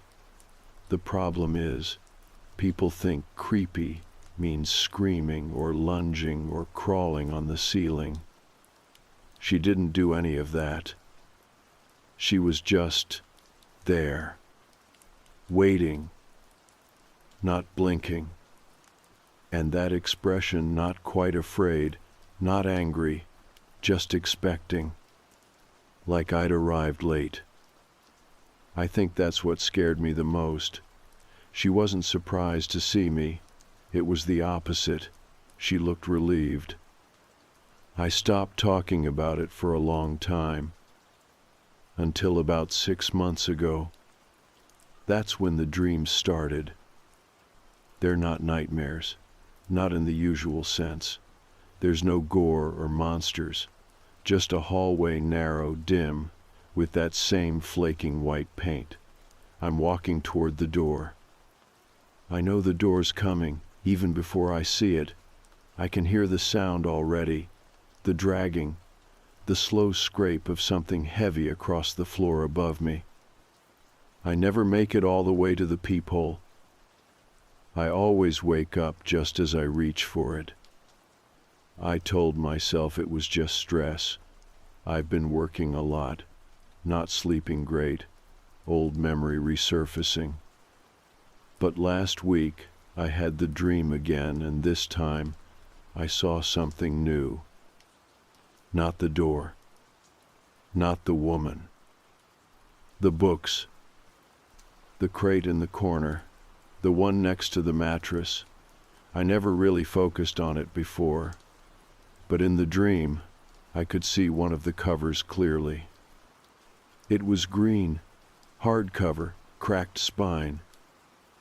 The title, or what I remember of it, said something like, "For the Observers." And that phrase hit me like a punch to the chest. Because when I was still working there, I remember pricing a book with that exact name. A weird one, no author listed, no barcode, just the title on the spine. Inside, the pages were covered in diagrams, not illustrations, but floor plans, rooms, corridors, staircases, all labeled with times, names, and dates that didn't seem to follow any logical order. I didn't think much of it at the time, probably assumed it was someone's weird art project or self-published novel. I shelved it in the miscellaneous section near the back. And now I think it was hers. I think those books in the crate were journals, records. Maybe she was writing things down, just like I did. Maybe she was trying to track something, patterns, appearances, sound cues. Or maybe she wasn't alone in there. Maybe she was observing someone else, or something else was observing her. And now, years later, it's bleeding into my dreams. Not because I opened a door, I never did. But because I looked. Because I saw her. And she saw me. I started keeping the notebook again. Not every night, not like before, but after the dream with the book, the green one, for the observers, I started writing things down again, just in case. Stuff I remembered from back then. Things that didn't make sense at the time, but feel different now, in hindsight. Like the list Carol kept in the office. It was taped to the side of the filing cabinet. A single sheet of lined paper in a plastic sleeve, with rows of first names, no last names, and dates next to each. The first time I saw it, I asked what it was. She said it was a volunteer rota. But it didn't work like any rota I'd ever seen. There weren't any shift times or days of the week, just names and single dates. Most were crossed off in pencil. Some had been erased so hard the paper was torn. The last one was mine. I didn't think anything of it at the time. I just assumed Carol had her own way of keeping track of shifts.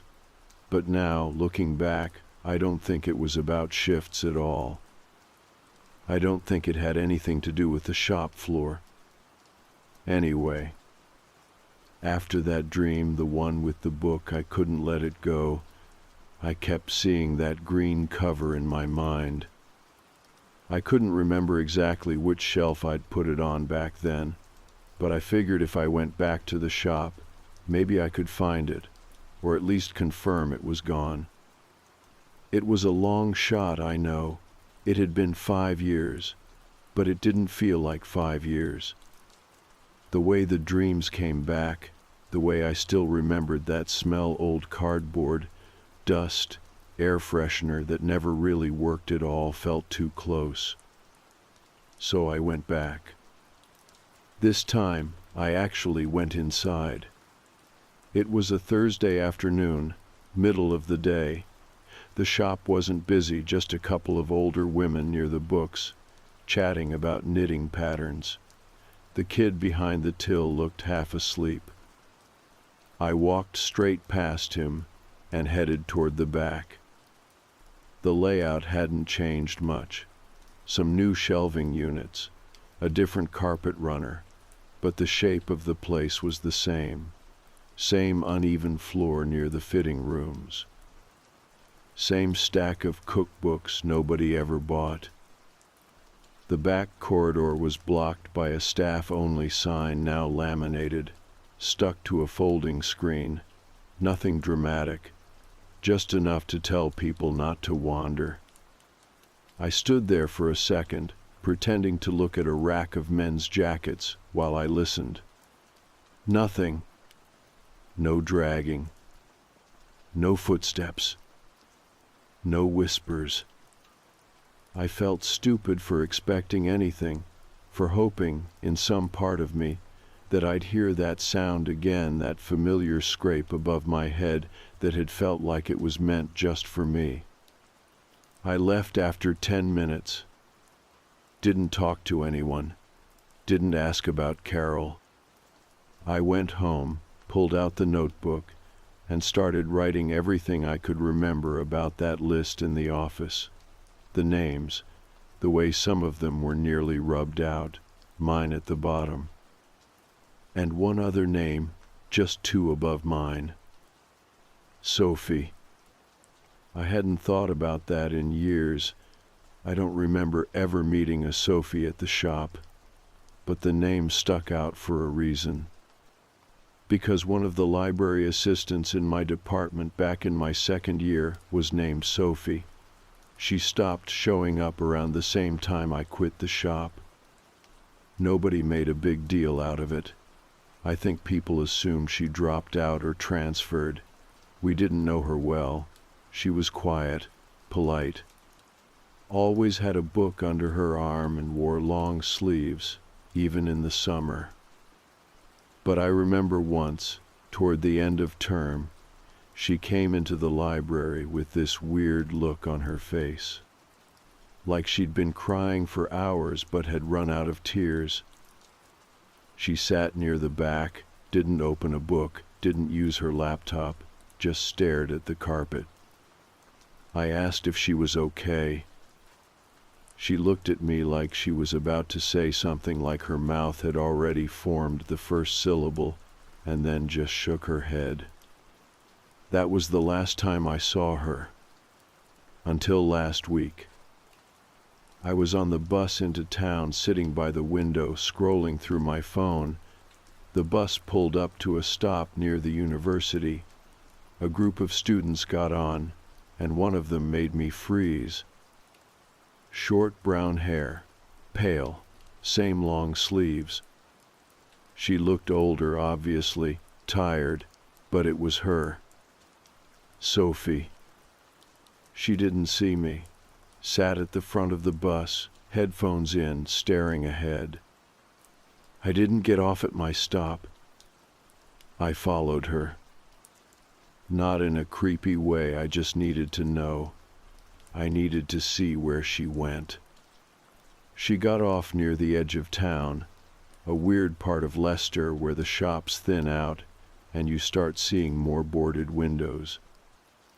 She walked past a butcher shop, turned down a narrow alley between two buildings, and disappeared. I waited a few seconds, then followed. The alley opened into a courtyard I didn't know existed.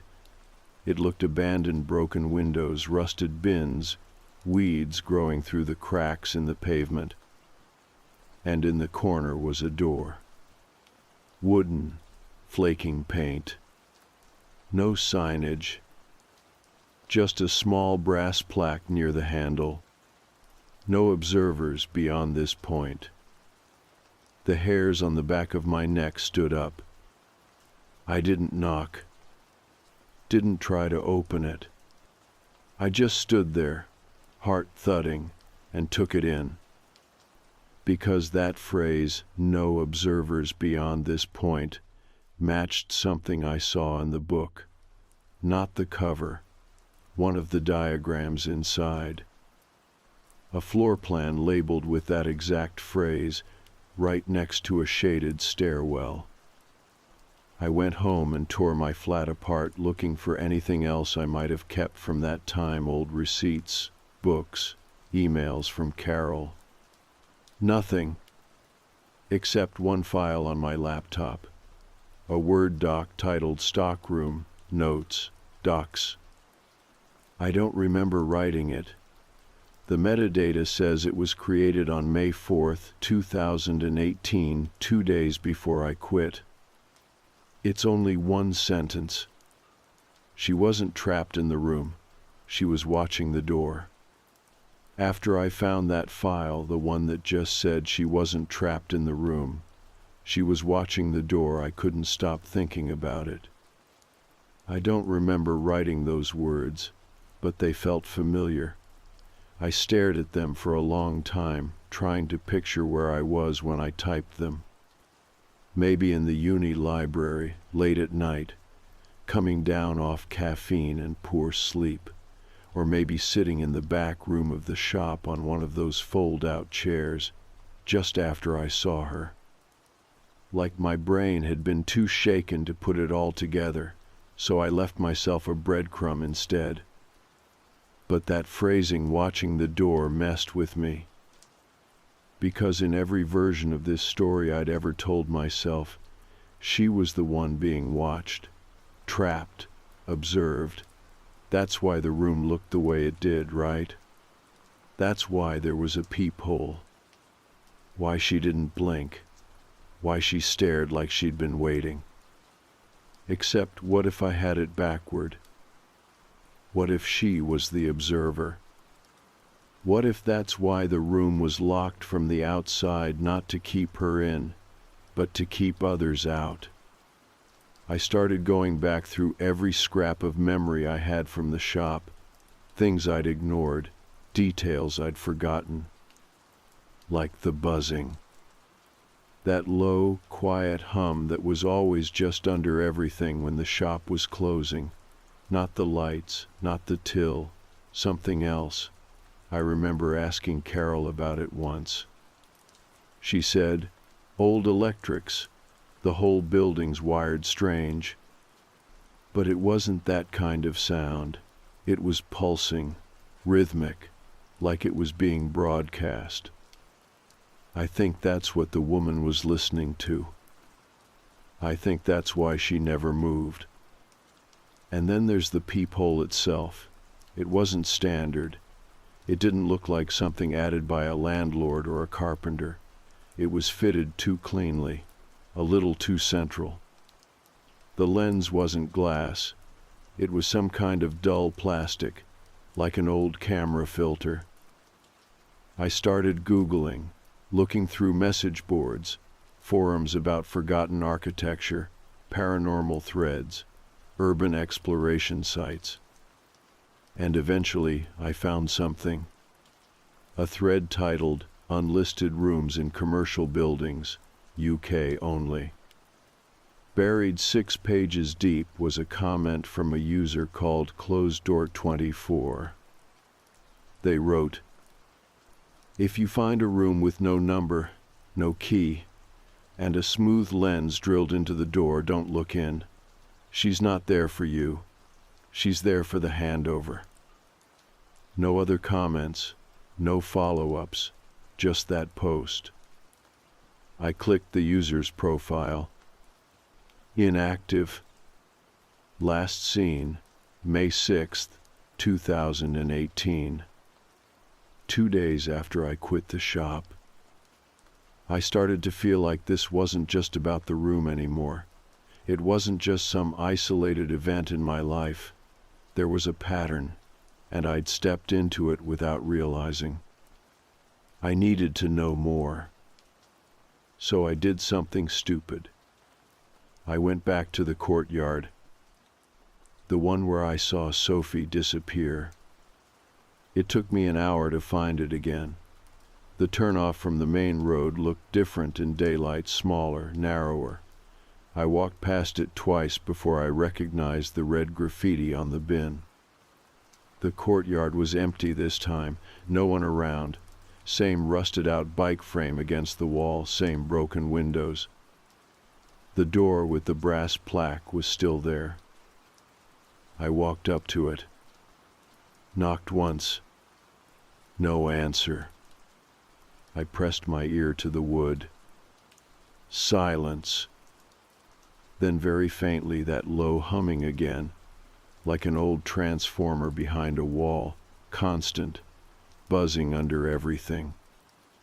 I reached out and tried the handle. It turned.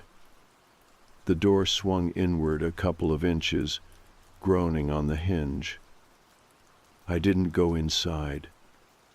Just stood there, staring at the gap.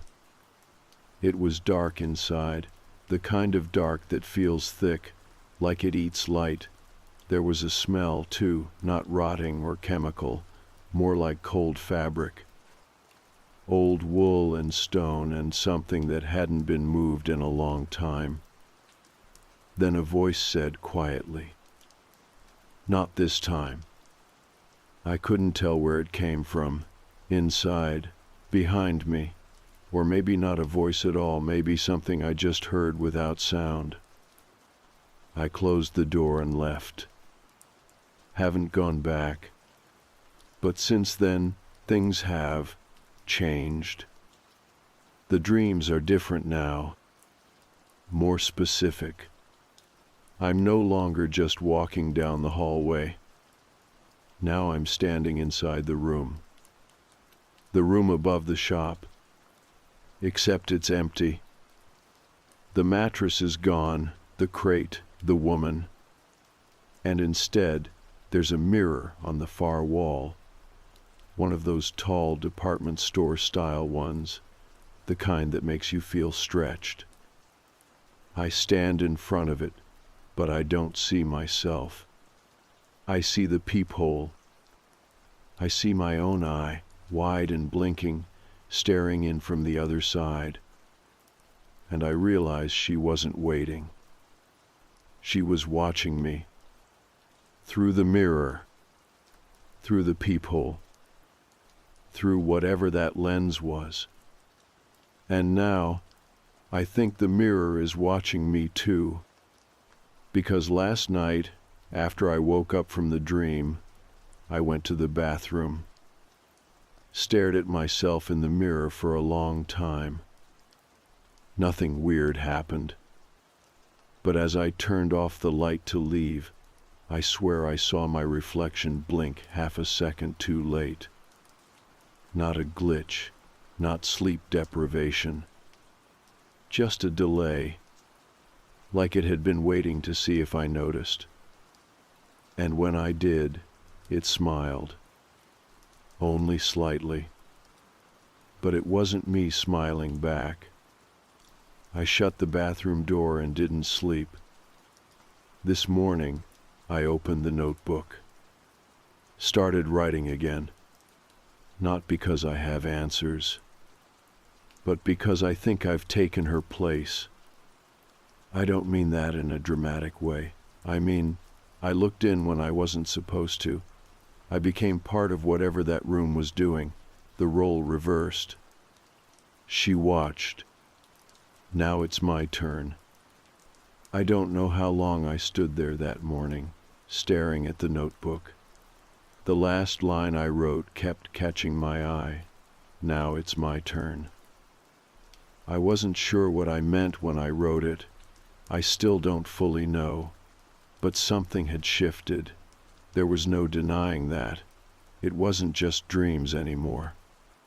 Not just memories, or the leftover fear from that one night all those years ago. It was bleeding into my waking life. That same afternoon, I was walking home from the shop, not that shop, a different one, a normal one. Just a second-hand book place near the station I sometimes browse when I want to clear my head. It helps. Usually. But that day, as I crossed the road near the old courthouse, I saw something out of place. A silver hatchback, parked where no one usually parks. Tinted windows, engine off, and someone inside staring at me. I didn't recognize them, older man, maybe 60s, face slack, blank, not aggressive, not even particularly focused. Just watching, like he was waiting for something. I crossed the street quickly, looked back once, and the car was gone. Not pulling away, just not there anymore. That night, the dream came back. Same hallway, same peeling paint, same door at the end. But this time I wasn't walking. I was already inside the room, and she was standing there. The woman from before, except she looked different now. Not sick, not crouched. She was upright, alert. Her hair was longer, straighter. Her hands were at her sides, not clenched. And she was smiling. Not kindly, not cruelly, just like she'd been expecting me.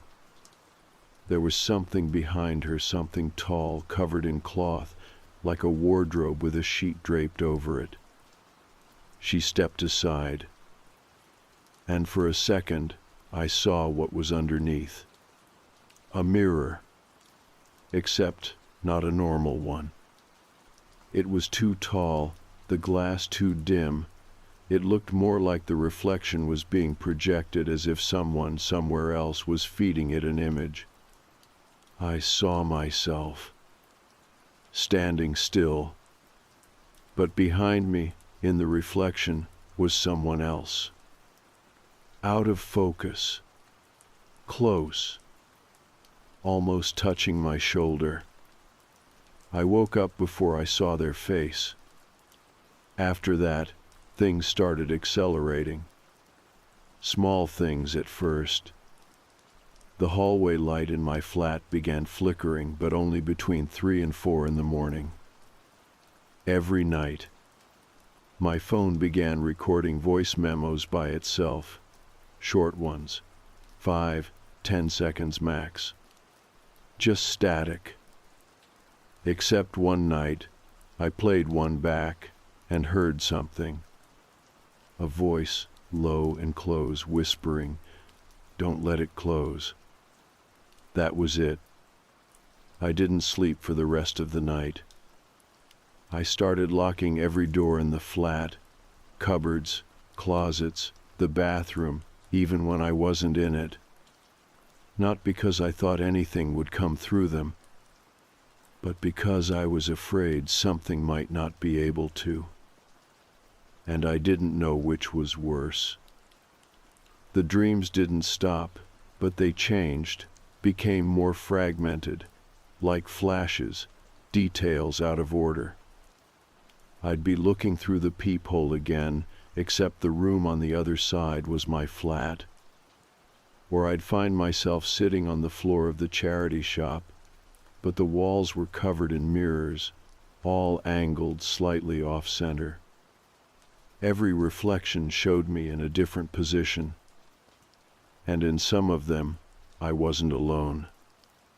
There was one dream I can't shake. I was in the back hallway of the shop. The door was gone, not painted over, just not there. Instead, there was a tall alcove filled with books, and on the spines I saw names. Mine, Carol's, Sophie's, others I didn't recognize, all arranged chronologically.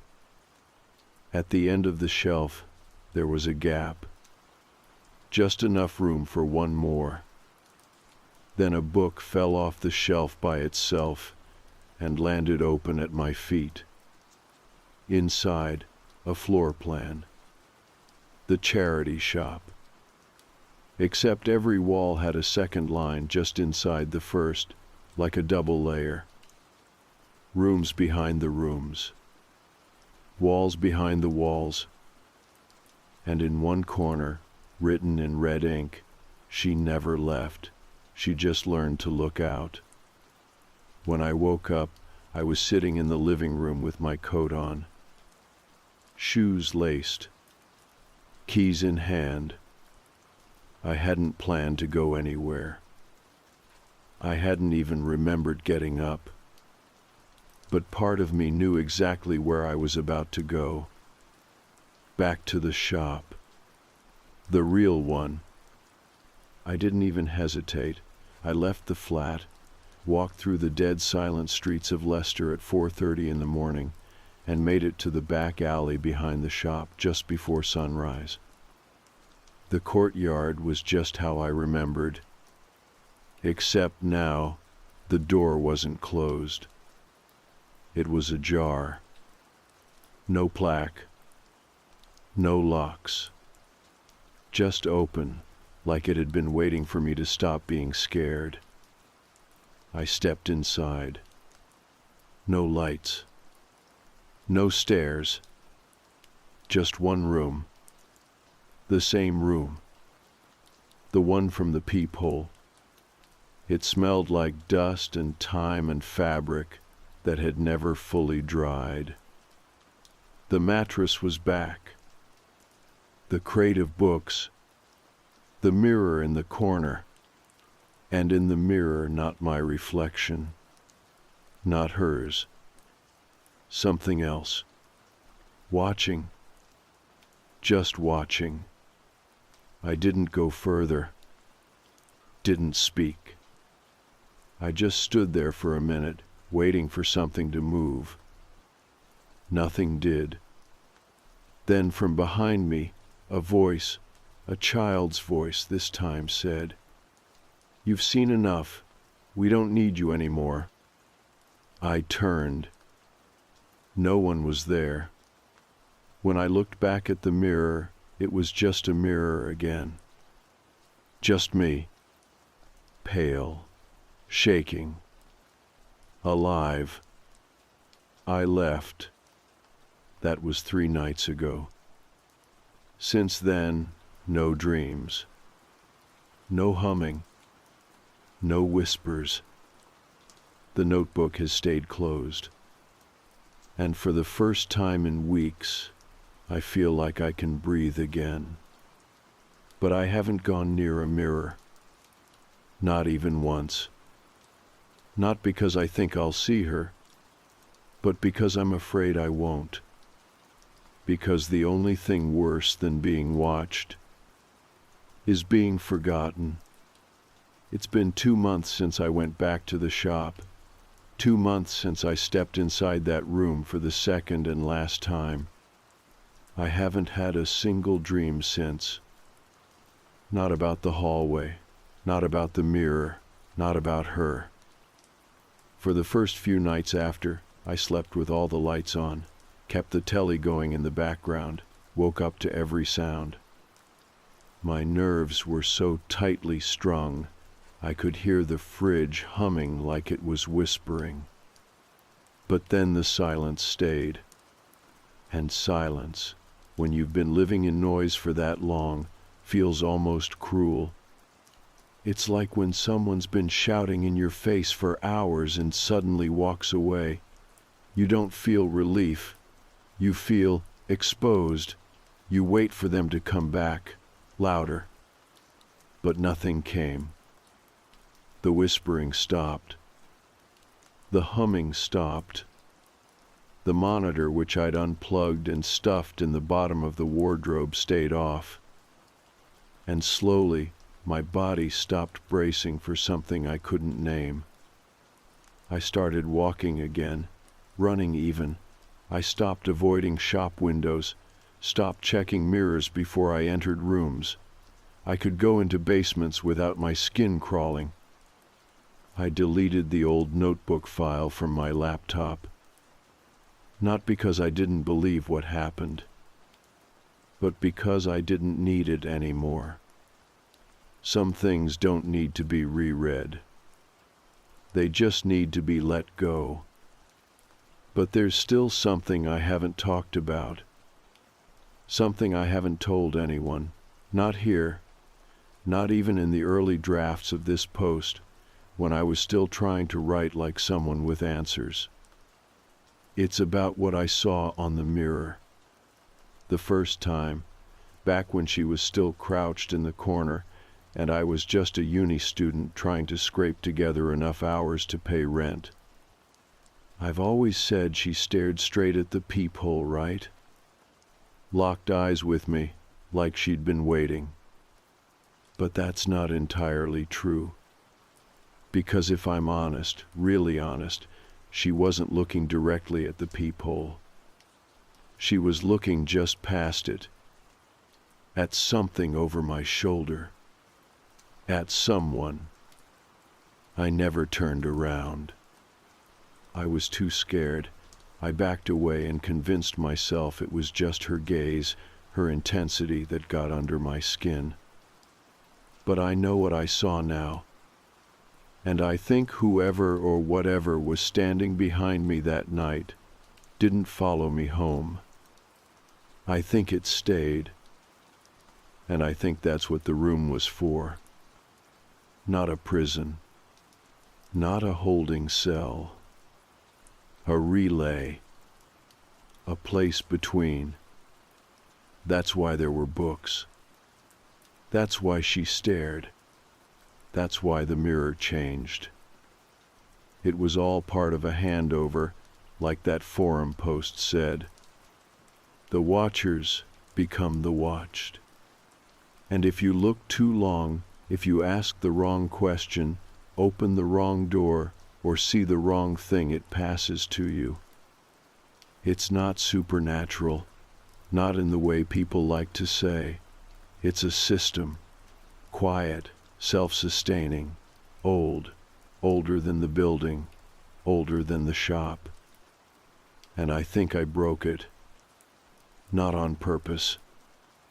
Not with bravery or some big act of defiance. But by not playing along. I walked away. I didn't invite it in. I didn't go looking again. And most importantly, I didn't tell anyone else to. That's how it spreads, I think. Curiosity, sharing, retelling, pulling other people into the loop. That's why she smiled at me in the mirror. Because I hadn't told anyone yet. I still had a choice. And now you've read this, you do too. You can scroll past. You can tell yourself it's fiction, a weird post from someone trying to get attention. You can even laugh. That's good. Laughing helps. Just don't go looking for the shop. Don't try to find the alley. Don't trace floor plans or hunt for books called for the observers.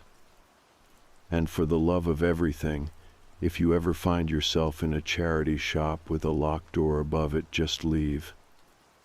Because even if it's gone now, Even if the mirror is dust and the crate of books has finally rotted away, the system's still out there, waiting for another place to set down, another hallway to burrow into, another eye to look through. Not haunted, not cursed, just waiting. Because somewhere out there, someone's going to drill a peephole in a door without thinking twice.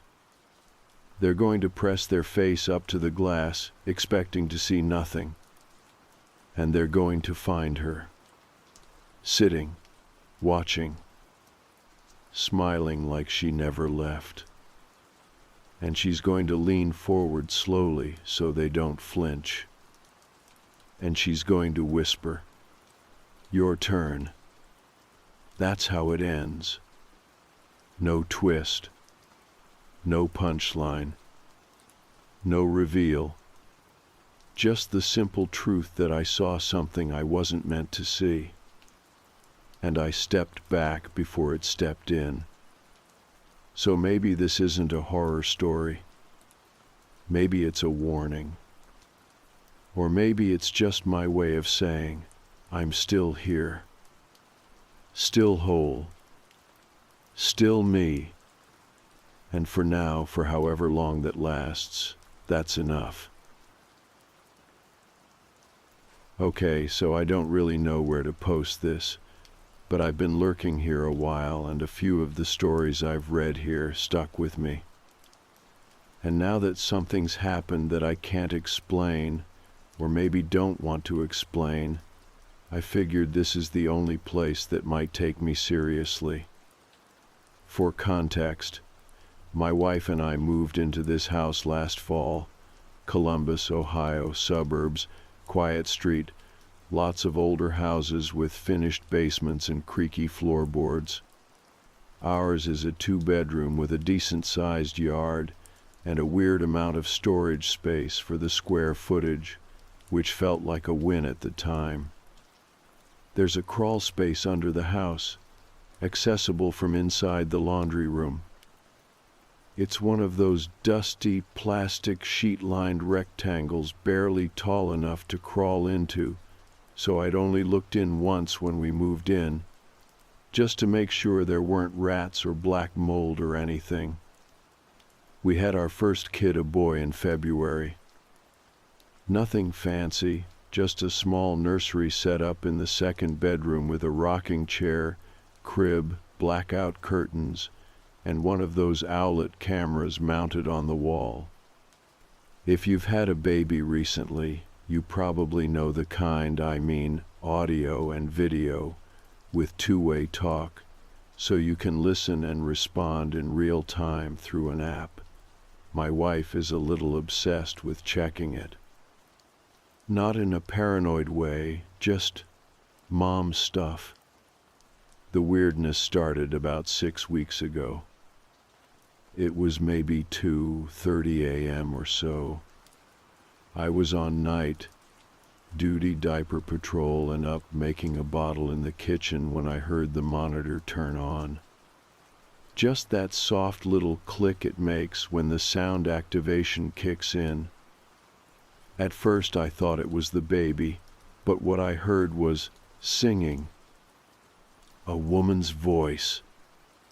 Not loud, not cheerful, just this quiet, low humming, a lullaby I didn't recognize. No lyrics, just a melody, real slow, repetitive. Almost like she was trying to calm herself more than anyone else. I walked down the hall, opened the nursery door, and froze, because the baby was out cold, and the singing was still coming through the speaker. I checked the camera on my phone, nothing on screen, just a dark room and a sleeping baby. I turned off the monitor. The voice stopped immediately. I stood there in the doorway for a minute, just listening. Nothing. The room was silent except for that soft baby breathing. I told myself it was probably interference, maybe picking up someone else's baby monitor nearby. We've got neighbors on both sides, it's possible, right? I went back to bed. Didn't say anything to my wife. Next night, same time, click. This time it was whispering. Still a woman's voice, but not singing. Just these low, broken-up phrases I couldn't make out. Maybe honey or shh or something like that. And again, when I checked the crib, the baby was sound asleep. Nothing on the camera, no alerts. But the speaker was clearly on. And again, the second I turned it off, silence. That's when I told my wife, showed her the clip from the monitor. You can set it to record. We both sat there on the couch staring at the waveform of this faint voice just appearing in our kid's room with no source. She didn't say much, just looked at me and said, "That's not okay." I agreed. So I called the monitor company Owlet and asked if it was possible to accidentally pick up other devices nearby. They said technically, yes, but it's extremely rare with their encryption protocols, and the audio is usually garbled. Ours wasn't. Ours was clear. I asked if there was any chance someone could access the camera remotely. They said no, but advised changing the password and checking our Wi-Fi security settings anyway. So I did that. Factory reset the monitor, reinstalled the app, changed all our passwords, even switched out the router just in case. We were locked down. Or so I thought. A few nights later, it got worse. We were both asleep. Around 3 a.m., the monitor clicked on again loud enough that it woke both of us this time. My wife grabbed her phone. I sat up. It wasn't singing. It was coughing. Wheezing, actually, like someone breathing through a partially closed throat. Strained, wet. Then a whisper, "I know you're up." I don't think I've ever moved that fast in my life. I grabbed the bat from under the bed and booked it down the hallway into the nursery. Empty. Baby still sleeping. Peaceful. Not even stirring. And then, behind me, just behind my right shoulder, the monitor speaker crackled, and I heard, "Shh, don't wake him." I turned around so fast I almost slipped on the rug. No one was there. The monitor light was on green, solid, transmitting. But there was no one in the room. I turned it off. We didn't sleep the rest of the night. The next day, we tore the house apart, looked in closets, under beds, behind doors, checked the attic. Nothing. But something about it wasn't adding up. I kept thinking about how clear the voice was, how close it sounded. And that's when I remembered the crawl space. It had been months since I looked in there. I pulled the washer out, opened the hatch, and immediately knew something was wrong. There were marks in the dust, handprints, dragged lines, spots where the plastic sheeting had been pressed down in the shape of knees. Someone had been in here recently. I crawled in with a flashlight. The crawl space goes under most of the house, maybe 3 feet high at most, too low to stand. The further I went, the worse it smelled. Damp, old fabric, mold. Then I saw it. In the far back corner, behind a stack of insulation boards, a small clearing, and in it, a stained mattress, a ratty blanket, empty baby bottles, children's toys, a plastic truck, a stuffed lamb missing an eye, and sitting on top of a milk crate aimed toward the ceiling, a second baby monitor, identical to ours, still plugged into a portable battery, still powered on. I didn't touch anything. I backed out fast, called the police. They came, did a full sweep, took the monitor, the mattress, everything. No signs of forced entry, no fingerprints, no DNA yet. But the officer pulled me aside and said something that made my blood run cold. This model of baby monitor, it doesn't transmit unless both ends are paired. If that one was powered on, it means whoever was down there could hear everything coming from your end too. We moved out the next week. Not because they told us to. Because the night after the cops left, the monitor in the nursery, the new monitor we bought to replace the old one, turned on by itself. Just one whisper. Not a woman's voice this time. A man's. You were supposed to leave it. I unplugged it. Haven't used one since. We left. Not forever, just for a little while. After the second monitor was found under the house, and after that voice said, "You were supposed to leave it," we packed up and stayed at my sister-in-law's place on the other side of Columbus. She has a finished basement with a little guest suite, and at that point, we were ready to sleep in a parking garage if it meant no more weird static or disembodied whispering. It was supposed to be temporary, just a few days. Give us time to clear our heads, figure out what we were dealing with.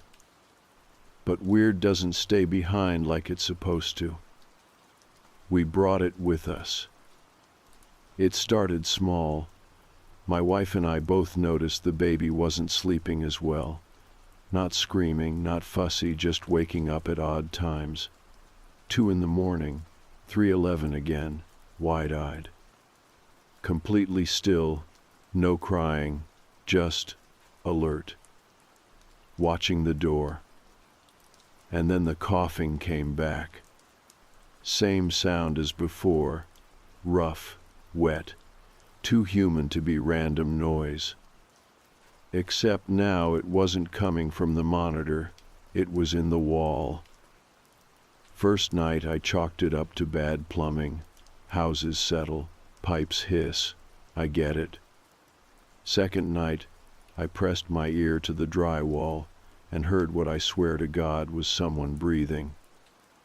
In, out, raspy. And something else. A click. Like a switch flipping on. I didn't say anything to my wife yet. She was already on edge. We were guests in her sister's house. The last thing I wanted was to cause a panic. But the third night, she heard it too. We were both up late. The baby had been fighting sleep for hours, and we had just gotten him down when we sat in bed and heard it. A low, muffled humming, a lullaby, same as before. That same weird melody that never really resolves. It just circles. We sat frozen, didn't move, barely breathed. And then, from the vent near the crib, "Shh, don't wake him." My wife was out of the bed in seconds, scooped the baby up, clutching him like her life depended on it. I followed, heart pounding, opened the vent. Nothing inside. Just cold air and dust. We didn't sleep that night. Next morning I called the officer who'd responded the first time, explained everything, told him we were now hearing sounds in a completely different house, that something might be following us. He didn't laugh, didn't sound surprised. He just said, "Do you still have the monitor?" I told him we'd thrown the old one away and bought a new one. He said, "They don't work like that." I asked what he meant. He said something I haven't been able to stop thinking about since. Some tech doesn't just carry data, it carries connection. You link 2 points, and the connection doesn't break just because you unplug it. That's how some people get in. That's how some things stay in. I didn't know how to respond to that. I still don't. He said he'd send someone by to check the property. We thanked him and hung up. And then, no joke, the doorbell rang. Not 10 seconds later. I looked out the window, empty porch, no car, no footsteps on the sidewalk. Just an envelope taped to the door. Inside was a photograph. It was our baby, lying in his crib. The photo had been taken from a high angle, same position the camera would have been in, except the monitor had been off all night. There was a note on the back. "You don't understand how long I've waited." That was the last straw. We drove 3 hours that afternoon to stay with my cousin in Dayton. I didn't even go back inside to grab more clothes. We just packed a few diapers and hit the road. My wife didn't speak the whole drive. That night, we slept with the baby between us. No monitor, no camera, just all 3 of us in the same bed like refugees from our own home. It was quiet. Until 3:11 in the morning. I woke up to a voice whispering right by my ear. "You still have the receiver." I sat up so fast I nearly fell off the bed. My wife jolted awake. The baby stirred. I searched the room. Nothing. But when I checked my phone, the Owlet app had been reinstalled. I never did that. It was open, streaming, from our nursery back in Columbus. And someone was standing in the doorway. Just a shape, no detail, no movement. Not the baby, not me, not my wife. Someone else. Just standing there, staring. I deleted the app, factory reset my phone. It didn't matter. The next night, it was back. Installed again, open, streaming. The image had changed. Now it was just the crib. Empty, but the mobile was moving. Like someone had just touched it. The next day, we went back to the house in Columbus. Not to stay, just to end it. I went in alone. The place felt different, like the air had been still too long, like the house had been listening. I walked to the nursery, looked around. Empty. Then I checked the crawl space one more time. Everything was gone. No mattress, no blanket, no toys, no second monitor. Just a perfectly smooth floor and a faint smell of something old. I turned to leave and found a note pinned to the wall, written in shaky handwriting. "He still wakes up sometimes, but not for long. I haven't told my wife about the note.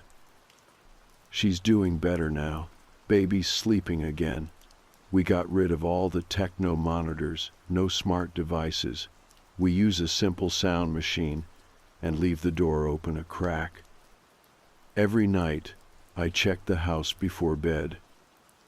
Closets, windows, vents, crawl space. And I listen. Not for crying, not for movement, but for that little click. Because if it ever comes back, if the speaker turns on again, I don't think it'll be a voice next time. I think it'll be silence. And I think that'll be worse. After we got back from Columbus that second time, we knew we couldn't stay with family forever. We needed a real place again, a safe place. So we found a short-term rental about an hour outside of town, a one-story ranch house near a retired couple who'd lived there since the 90s. The lease was month to month, and the landlord didn't ask many questions, just handed us the keys and said, "Quiet place. No one ever sticks around long, but you'll be fine." That should have been a red flag, but by then we were too tired to care. It felt normal at first, plain white walls, old carpet, low ceilings. The water pressure was decent, and the back bedroom didn't have vents, which actually made me feel better. I blocked the one in the hallway with a weighted towel just to be safe. We didn't bring the old baby gear, no monitors, no smart anything, just a crib, a changing pad, and a regular nightlight. We started sleeping with the baby in our room again, partly for convenience, partly because neither of us trusted closed doors anymore. The first few nights were uneventful. No voices, no clicks, no waking up at 3:11 in the morning. But by the end of the first week, I started to notice something. The house felt off. Not haunted, just hollow, like it hadn't been lived in properly for a long time, the kind of place where sound didn't carry right. I'd drop my keys on the counter and hear the noise echo longer than it should. The baby's crying sounded muffled in weird spots, like the hallway absorbed it too quickly. Then I started hearing things again. Not voices, not yet, just faint mechanical sounds. A quiet whir behind the walls, like an old fan turning on somewhere inside the house. I checked the crawl space, the attic, the garage, nothing. Then one night, the nightlight started flickering. I unplugged it, plugged it into a different outlet. Still flickering. My wife said it was probably a wiring issue, but I could see she didn't believe it either. We were both waiting for something to happen. Both pretending it was over, even though we felt the same tension, like an old rubber band stretched just past its limit. And then came the tapping. 3 soft knocks, somewhere in the house. At first, I thought it was someone at the front door. I checked. Nothing. The next night, it came from the laundry room. Then from the wall beside the crib. Always 3 taps. Always just loud enough to make sure I noticed. I didn't tell my wife at first. She was doing better, sleeping a little more, smiling again. But then one night, I walked into the bathroom and saw her staring into the mirror, eyes locked on her own reflection. She didn't even blink when I said her name. Finally, she whispered, "He keeps asking for his monitor." I felt the bottom drop out of my stomach. She looked at me. "I don't mean the baby." I didn't ask what she meant. I didn't want to know. That same night, I had the dream again. It's always the same. I'm standing in the old nursery, but the walls are wrong. They're too smooth, too clean. Everything's white. Fluorescent light buzzes above me. The crib is gone. In its place is a chair, one of those folding plastic ones you see at cheap events. And in the chair sits a baby monitor. Just the receiver. Its red light is on, solid. I don't move. I just stare at it. Then a voice comes through, low, calm. "You left the channel open." I wake up sweating every time. That morning I made a decision. I pulled out the baby monitor. We thought we'd thrown away the first one, the one from the original house. I'd kept it, hidden under a pile of boxes in the garage. I don't know why. Maybe I thought someday I'd need to prove this happened. Maybe I thought burning it would make it worse. I plugged it in. It powered on instantly. No flicker, no delay, just that soft click as it connected. The screen was black, but not off, just dark. I adjusted the settings, tried cycling through channels, nothing. Then, after about 30 seconds, the speaker came on. Static. Then a low, slow breath. Then, finally, that's all it said. I turned it off and threw it back in the garage. That night, the knocking started again, but this time, it didn't stop at 3. It kept going. Tap, tap, tap, tap, tap, tap.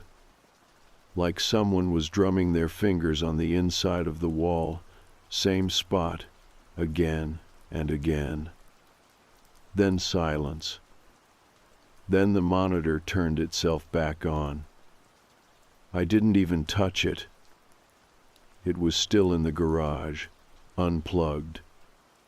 But the screen lit up somehow and showed a room I didn't recognize. Same white walls from the dream, same folding chair. And on the chair, a small, neatly folded baby blanket. Blue. Ours. The one that had gone missing from the dryer a week ago. My wife screamed. I ran out to the garage and smashed the monitor with a hammer. 3 hits, plastic everywhere.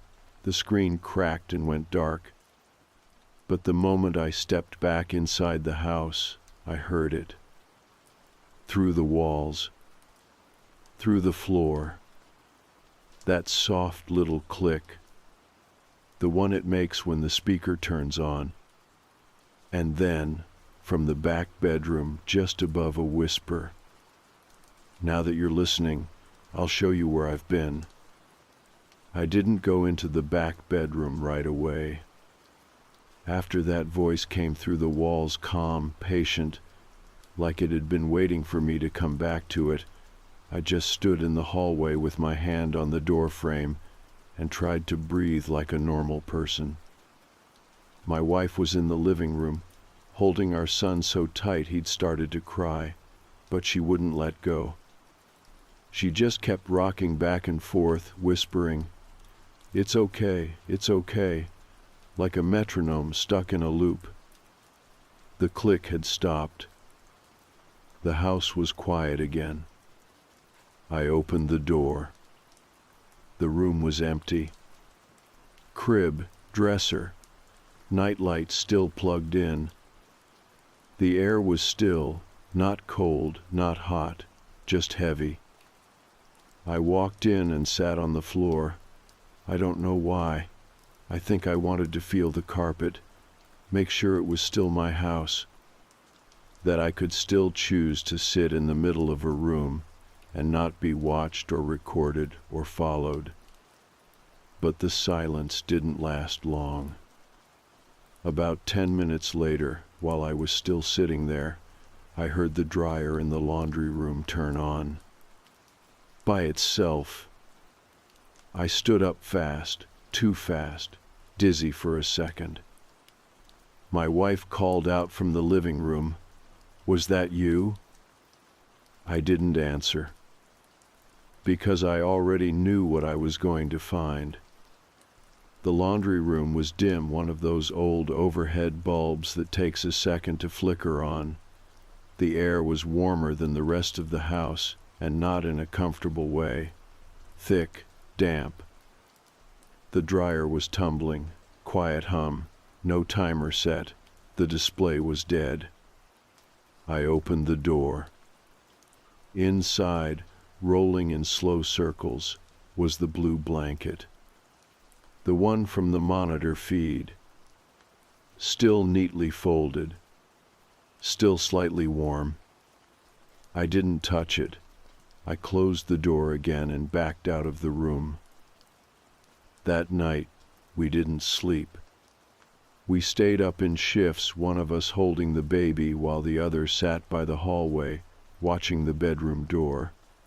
I didn't bring the old monitor back out. I was done with that. But around 3 a.m, we both heard the static again.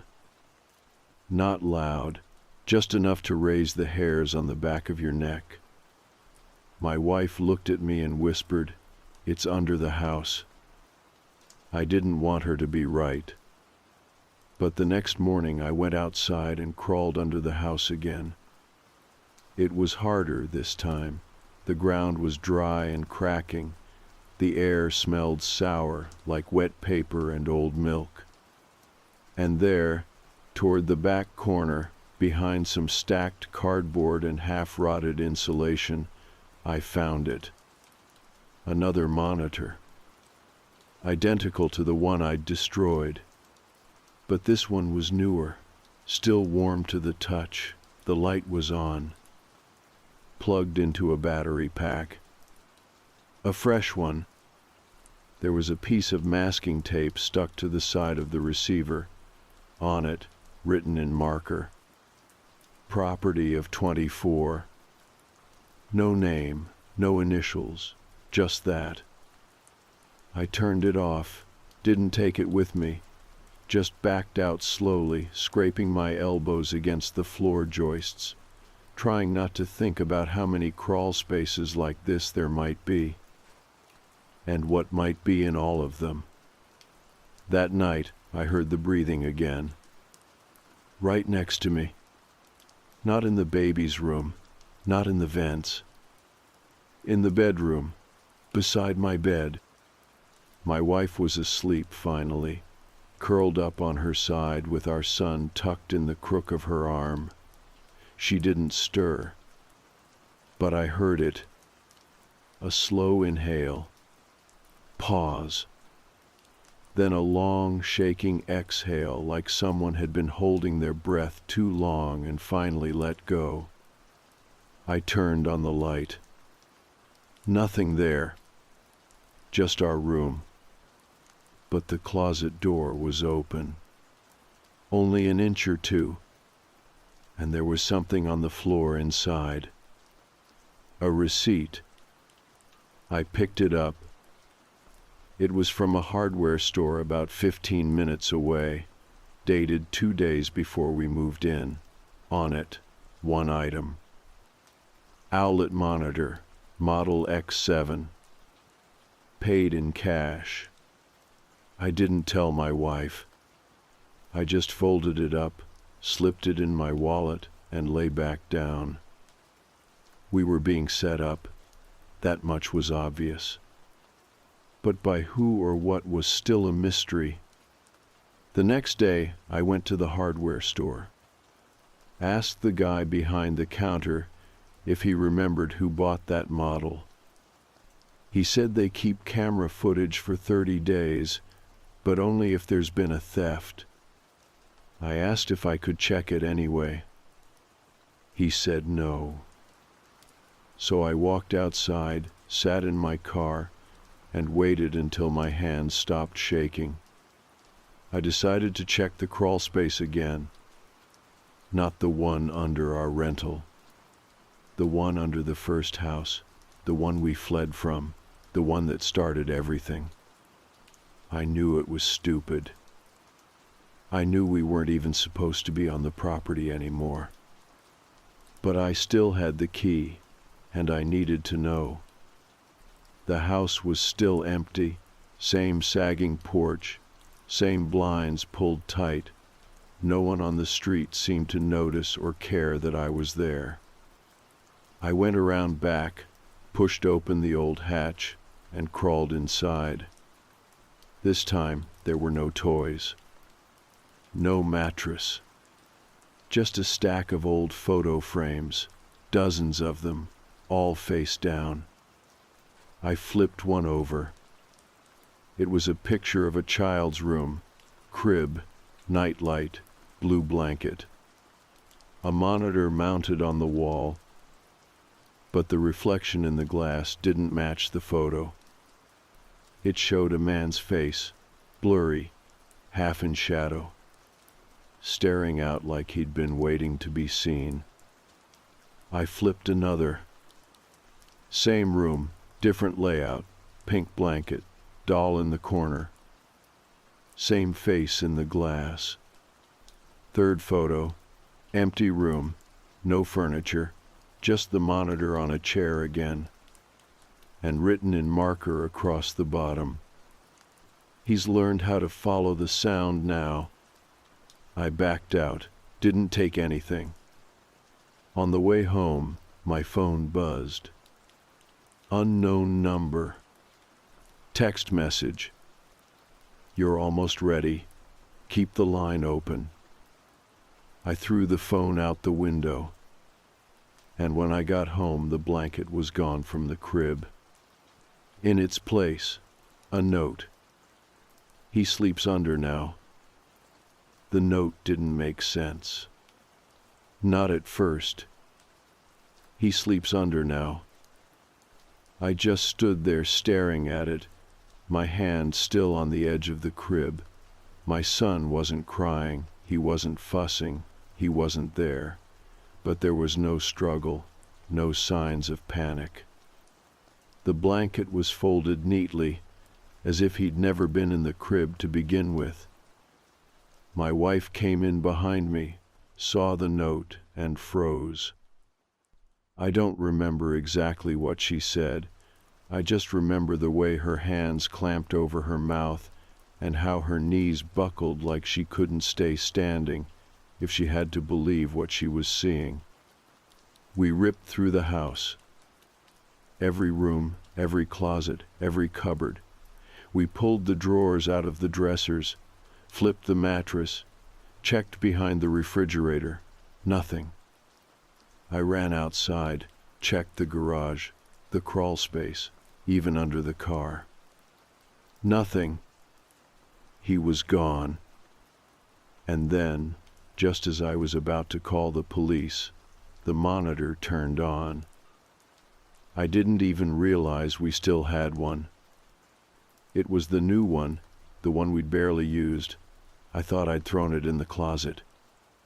But there it was, on the kitchen counter. The screen lit up, static for a second. Then the image came into focus. Not our house. Not any house I recognized. Just dirt, packed tight, like the camera was pressed against the ground. No movement, no sound, just that grainy greenish night vision look and the faintest outline of something in the corner. A hand. Tiny, still.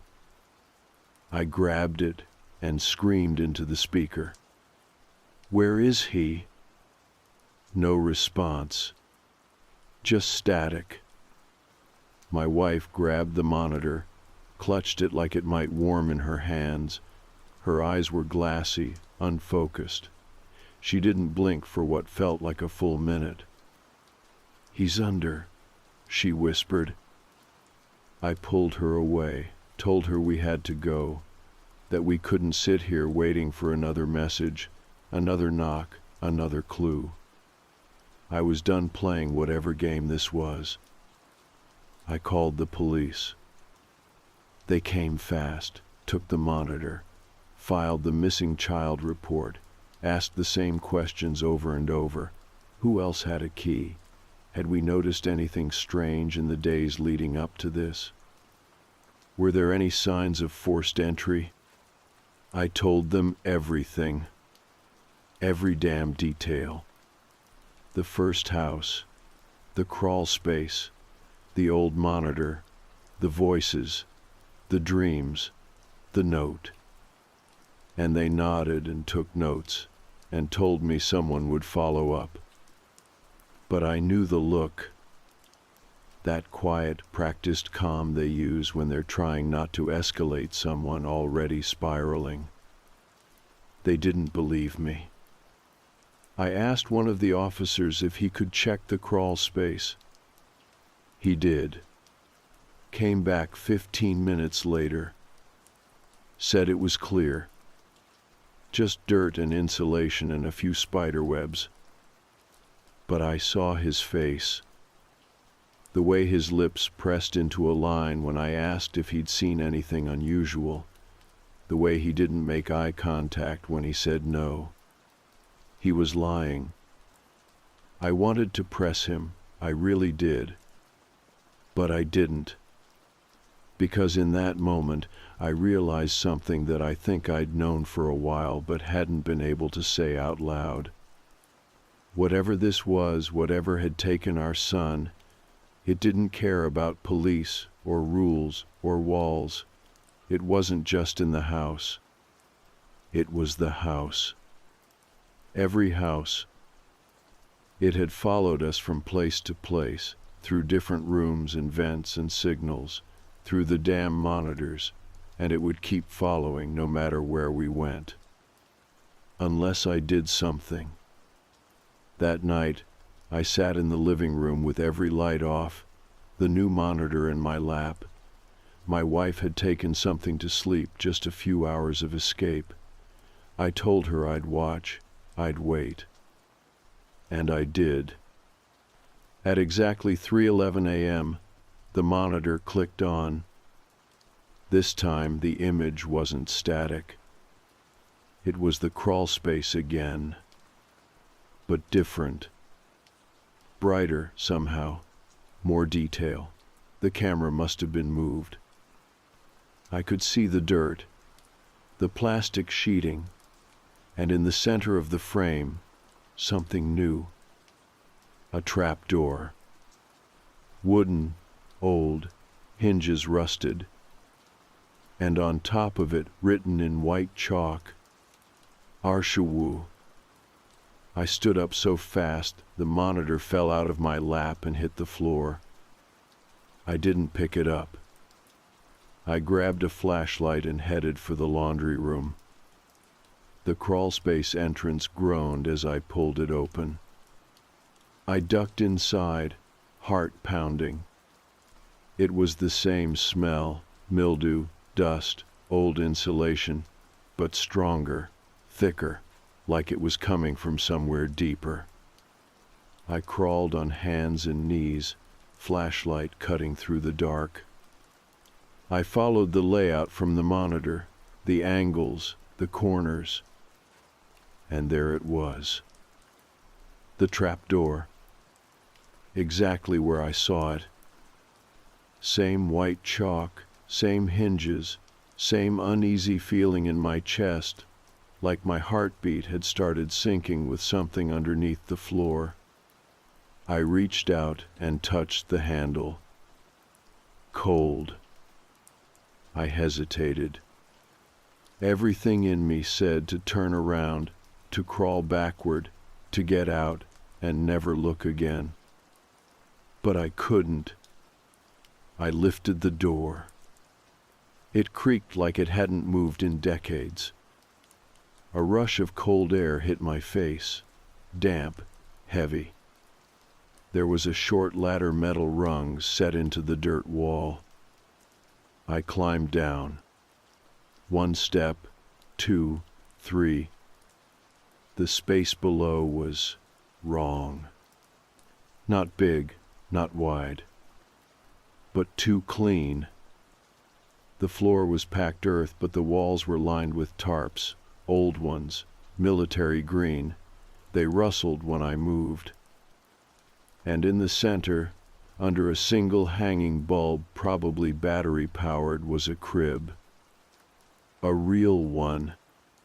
Wooden, stained, empty, except for the baby monitor sitting inside it.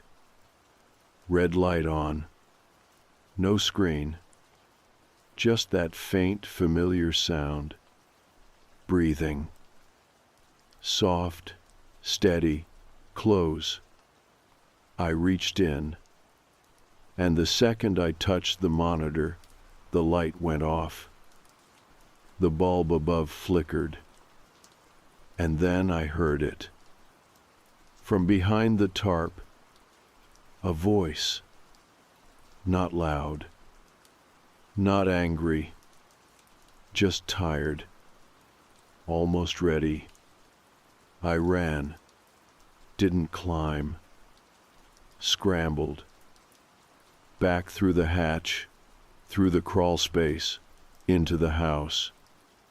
I slammed the panel shut and put the washing machine back in front of it. And then I just sat there, breathing, waiting for the knock. But it never came. Only the soft hum of the baby monitor back in the kitchen. Still on, still waiting, still connected. We didn't leave the house for 2 days. Not because we were paralyzed with fear, although maybe part of me was, but because I needed to understand what I'd seen down there, what I'd felt. The room beneath the trap door wasn't just a space.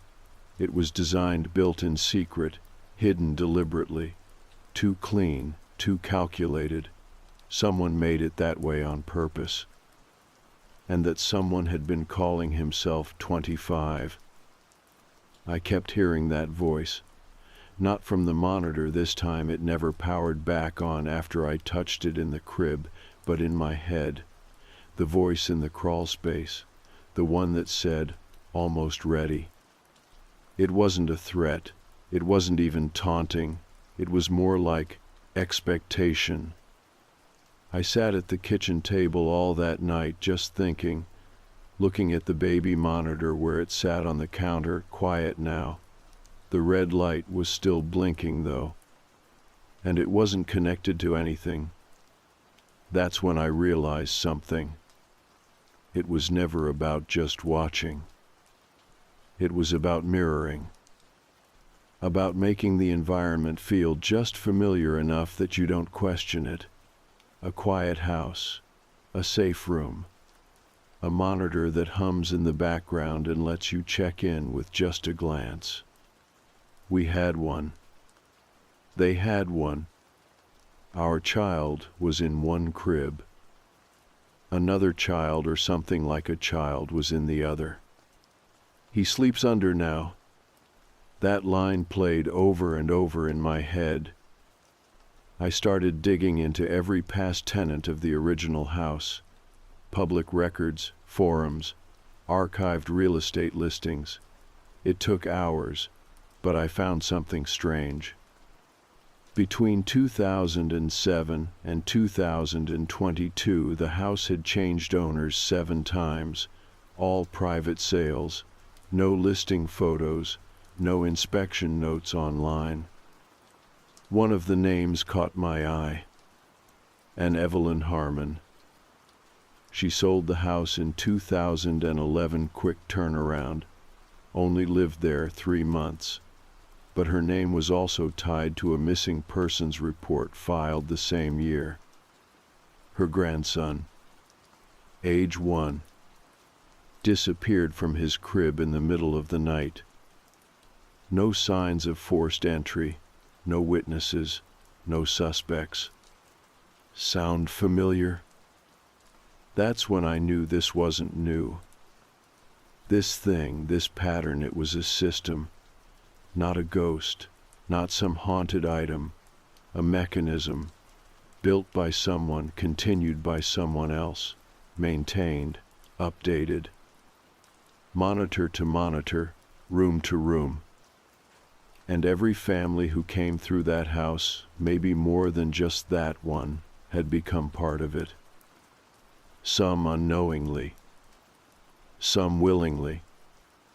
I thought about the labeling, property of Haystack 24. The note on the photo frame, he's learned how to follow the sound now. And the one that shook me the most, you left the channel open. It wasn't that they were watching us. It was that we were feeding the loop.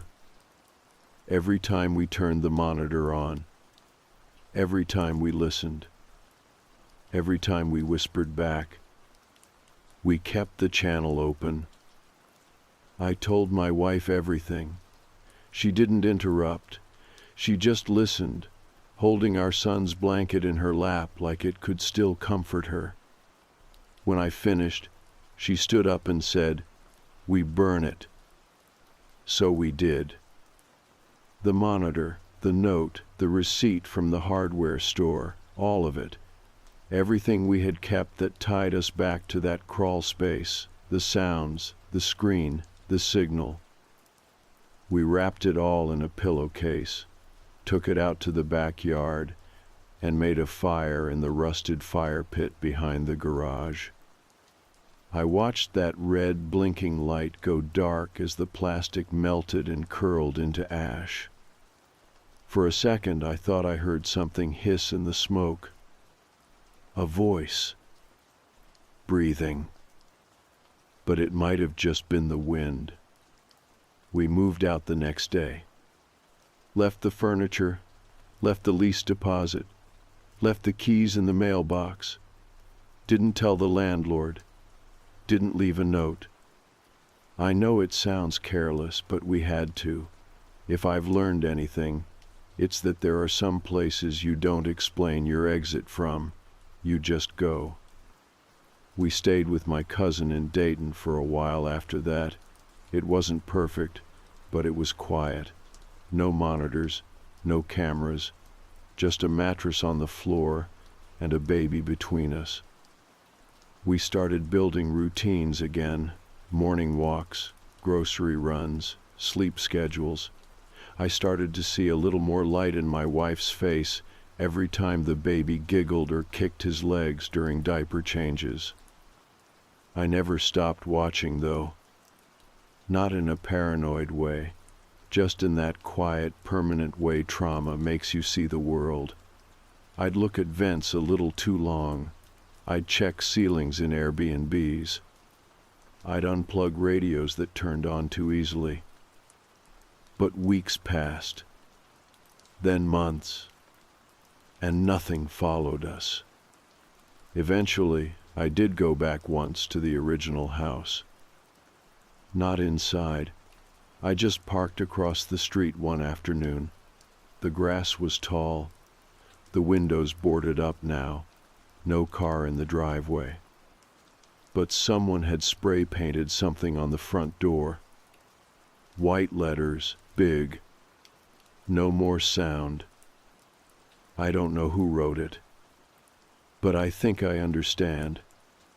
If you're reading this because something started happening where you live, if you hear breathing from a monitor that shouldn't be active, or whispers when the house is still, or a voice that calls from somewhere too low beneath your floor, turn it off. Whatever it is, whatever wants to be heard, it only lives if you listen. It doesn't need to find you. It just needs to be invited. Don't invite it. Don't talk to it. Don't ask it for answers. Because you might not like the one you get. And whatever you do, don't leave the channel open.